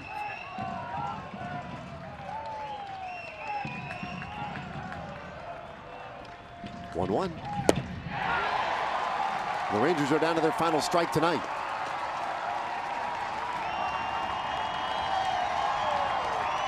Both teams came in 1-3 after challenging opening series in the division. A's lost 3 of 4 to the Angels. Rangers locked horns with the Astros back at Globe Life Park. Andrews trying to keep the hopes alive right here. 1-2. Bouncer, third base. Chapman takes his time. And his throw is on target. And this one is done. So the Rangers leave 2 on and fall short tonight. 3-1, the final score. All right, stay with us. Rick Renner, Mike Bassett, Mark McLemore. They'll be back to talk about the great start of Bartolo Colon in this one today, as well as all the player reaction and analysis. For CJ Nitkowski and Emily Jones, I'm Dave Raymond, inviting you to stay with us. Our coverage of Ranger baseball continues right after this.